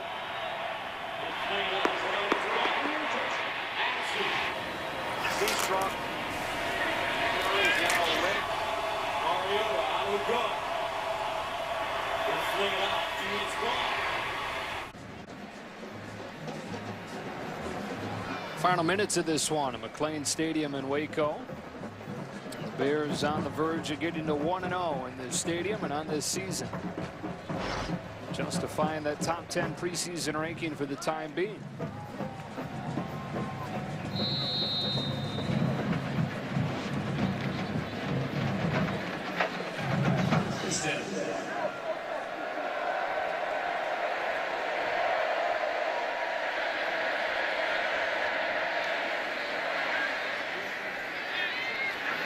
Coverage downfield, so Castle goes underneath and Lemche drops it. Fox Searchlight presents the new crime thriller, The Drop, starring Tom Hardy, James Gandolfini. It's in theaters September 12th.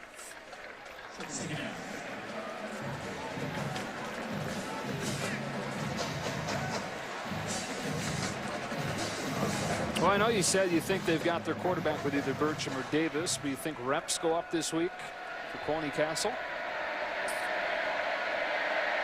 I wouldn't think so. I mean, if you're going to go in with those two guys, Burcham or Davis, you're not going to pull a switch just because of a young guy playing well in the second half of a blowout. I think you're going to make a decision on one of those two guys. I think if I'm going to go off of something tonight, I'm going to go with Davis. He gives you a little bit more escapability at times. Burcham looked tentative. You know, that was kind of the problem last year when he did come in and play for the injured Garrett Gilbert. He looked a little bit tentative. And in this offense where you're relying on timing, you're relying on seeing the same thing as your receiver, you put a lot of trust in the decision-making of your quarterback, and if you're making those decisions late, it's going to lead to turnovers. I think Matt Davis maybe gives them the better chance right now. Castle heaves that one out of bounds. And it's fourth down. SMU goes at North Texas next week, then a bye, then Texas A&M, then TCU. Going to be tough for June Jones' team to avoid missing a bowl game for the second straight year. Well, Gary Patterson is always so good on defense down there at TCU, and boy, A&M looked good. Yes, they did. Against South Carolina to start the season.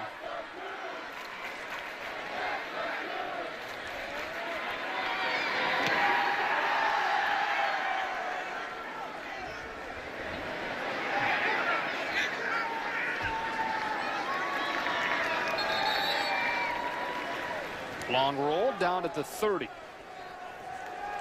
Saturday, college football on Fox returns with an epic early season showdown. Michigan State and Oregon. Number 8 against number 3. First meeting since '99. Michigan State won 27-20 in East Lansing. Boy, is that going to be a fun one. Atmosphere is going to be incredible up at Austin. Care to give us any insight? Anything? You don't have to give us a pick. What should we be looking for in that game? Some inside perspective on it. Well, they're contrasting styles. They're completely different, polar opposites from one another. And I'll be interested to see if the power style of Michigan State, if Oregon's defense can stop it. They've struggled the last couple of years against Stanford, the power team in the Pac-12. That's the type of football that Oregon has struggled to defend, and that's exactly what Michigan State does. Another one of those cross-sectional, cross-conference games that, as we move into this playoff era, becomes even more important. You saw LSU Wisconsin last night. That's another one of those games that a lot of eyes were on, not just LSU against Wisconsin, but SEC against Big Ten. Now you get to see Big Ten against Pac-12 with that matchup next Saturday, 5:30 Eastern on Fox. Oregon and Michigan State. Gus Johnson, Charles Davis, Molly McGrath down in Eugene.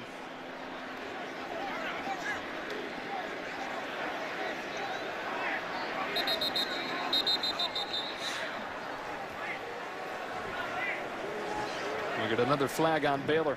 Ball starts. Number 69 offense. 5-yard penalty. Second down. Penalty number 12 for 100 yards.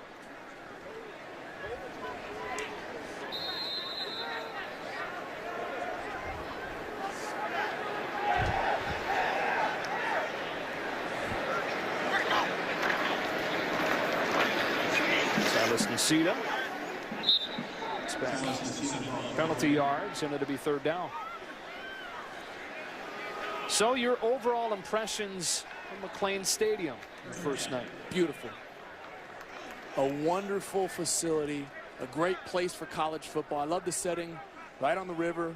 You got the little lagoon that comes in, a little bit of sailgating. I mean, I think this is an incredible recruiting tool for Baylor. I think it could be a springboard, launching them into really a national powerhouse. That one's tipped and caught by Davion Hall to the first down to the 40. Yeah, this is the type of building you can bring recruits into if you're Art Briles and say, you know what, this is what you're going to be spending the next 5 years in. The atmosphere, the facilities, we're going to take care of you here at Baylor. Not only are you're going to play a fun, fast style of football, but we're going to take care of you while you're here. Chris told us earlier they didn't even take recruits to Floyd Casey. Something that, just kind of the elephant in the room type thing, brushed under the rug as best they could. Well, when you're comparing it with the other stadiums around the country, I don't blame them. Yeah, right. I mean, there's been a bit of an arms race for the last decade or two in college football to see who can build the biggest, flashiest stadium, locker room, practice facility. And when you're trying to impress a 16, 17-year-old kid, those are the things that do it. Briles told us not quite yet recruiting on tradition, and the infant stages of that. Recruiting on flair and flash. And the stadium and the jerseys, the offense, we certainly have them.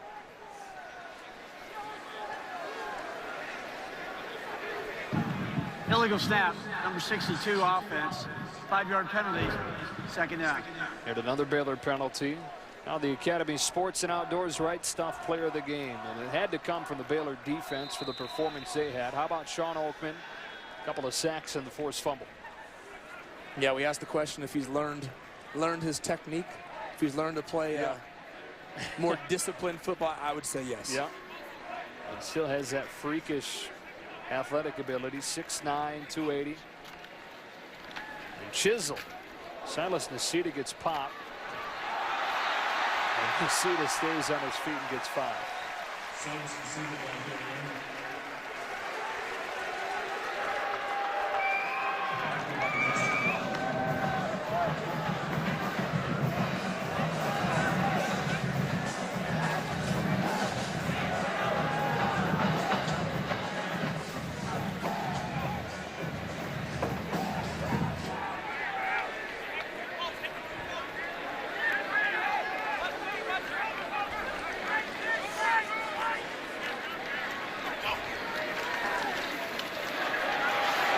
Chris Johnson, 3rd-string quarterback. Off of the pull read, gets inside the 20. His defense now seconds away from pitching the first shutout against an FBS opponent since 1995 when they beat NC State 14-0. And so SMU, the unfortunate squad that has to come in here and open this place up for Baylor. They roll 45-0. Art Briles and the Bears have a solid night to open this place. Right now, that's sending to Los Angeles for Fox Sports Live, but we'll be right back here to Waco in just a moment. Yes, sir. This is Fox Sports Live. Ryan Field here with Joel Klatt, Matt Leinart, Petros Papadakis. Cole Wright joins us in just a little bit. Plenty to get to from this game and around the world of sports. We're going to hear from Bryce Petty about his back injury here in just a few. But first, we send it back out to Waco and rejoin Joe Davis and Joey Harrington, guys. All right, Ryan, impressive showing for the number 10 Bears, but maybe in a little bit different way than you would have expected with the defense stealing the show. Let's go down to the field with Chris Buck. Thanks, guys. Well, Bryce, I got to ask you about the back we didn't see in the second half. How you feeling? Better, a lot better. No, we'll be fine next week. Just took a good little shot to the back there, but we'll be all right. I know it sounds weird to say you win 45-0, but Coach Briles wasn't very pleased with your offense first half. Said you guys made a lot of mistakes. How would you assess your offense today? Just sloppy. A little inconsistent for what we normally do and what we like to do. We have high expectations for this offense and our output or production. And so you know, it was a win nonetheless, and so we need to be happy about that. But at the same time, we got a lot of things to work on. When I asked you before the game what it was like here, you said beyond imagination. Yeah. How does real life compare to what you thought it would be? It's still unbelievable. It really was. I mean, just from everything, from the bear walk to the crowd the whole time. I mean, even everybody staying until, you know, the very end. I mean, we still have a lot of people here. So the hype and the expectations for this team are set. And so, you know, it's our job to make sure we defend that and you know, make it worth it. So these people want to show, we need to put it on for them. Sounds good. Appreciate it. Good job out there. Thank you. Guys? All right, Chris. Thanks, Chris. Thanks, Bryce. Impressive guy right there, Bryce Petty. Yeah. Your final impressions of this Baylor team after 1 week? Well, yeah, Bryce hit it on the head. Sloppy. But Baylor will turn it around on offense. That's just what they do. They'll get healthy. They'll turn things around. Yep. If I'm taking one thing away, I'm impressed with this defense. The front seven played tremendous football tonight. Sean Oakman, Bryce Hager, and those guys were all over the place. To complement this offense with a defense that played like they did tonight, that's going to be a scary thing in the Big 12. To think that that defense was the question coming in. They pitched the first shutout against an FBS team since 1995. Baylor 45, SMU nothing. Now back to Fox Sports Live. Thanks. Here with Joel Klatt, Matt Leinart, Petros Papadakis. College football on a Sunday. Nothing wrong with that. Gotta love it. Gotta love it. Number 10, Baylor kicking off their season at their brand new stadium. You saw it here on Fox Sports 1. The $266 million McLean Stadium. Nice place. RG3 immortalized the statue before the game. Former President Bush on hand. W, guys. Big day in Waco. Heisman hopeful Bryce Petty dealing with a lower back injury, and that played a role here early, Petros. Well, it became the story of the game, not so much how Baylor was doing in their new stadium, but why was Petty in there so long? He wasn't sharp, and he kept grabbing his lower back. And it was clearly affecting the pace of their offense, the tempo of what they were trying to do, but for them, thank goodness that the special teams bailed them out. Yeah, here's Levi Norwood taking the punt back 45 yards. He was pushed out at the 4-yard line. 3 plays later, here's Petty. The great play fake here, Matt. Yeah, it's a great play fake. Sucks up the linebackers. Nice, easy completion for a touchdown.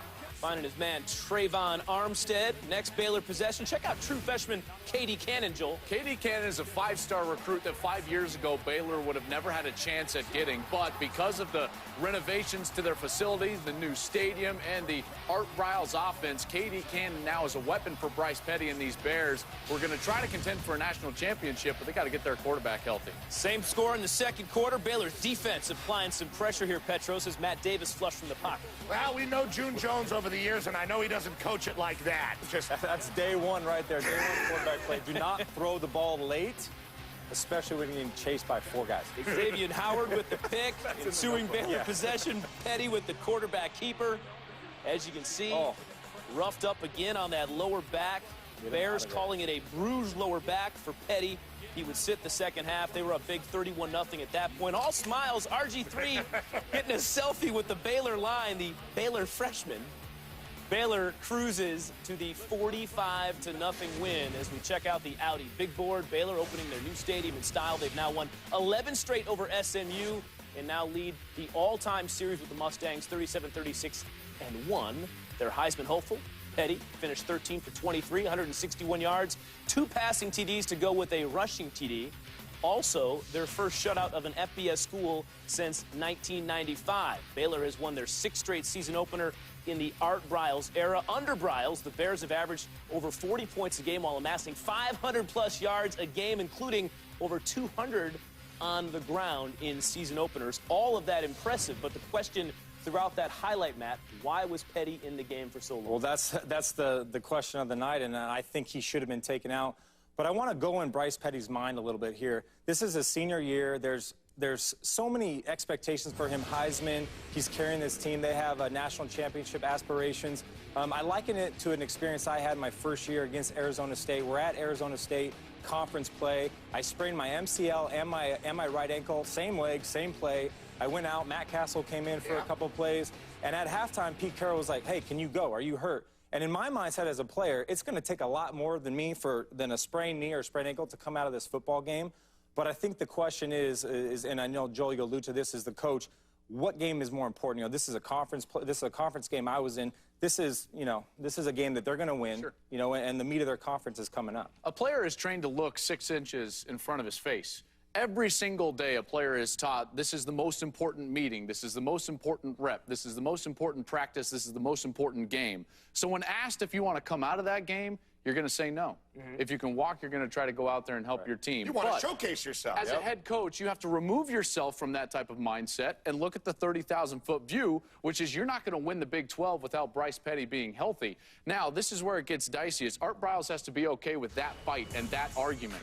Okay, because Bryce Petty is going to fight that. But it's Art Briles' job to be okay with that sentiment from his quarterback, Petros, and take him out of the ballgame. I didn't like this. I didn't like the way it looked, the optics of it, of him continuing to grab his back and staying out there. I know this guy's a Heisman candidate. I don't think they had him out there trying to pad his stats, but you're going to start thinking along those lines when you see games playing out like this. They have another cupcake next week, a bigger one in Northwestern State. Will it be a similar situation if he's grabbing his back? And a couple more touchdown passes in a game like this is not going to help Petty win the Heisman or Baylor win the Big 12. Week 1 now in the books. Let's talk about how we maybe perhaps viewed things here from the opening week and how the playoff committee may view things. Let's start with number 2, Alabama, Joel. I'm going to hope, and this might be a big hope, but I'm going to hope that they don't view this at all, at least for another 6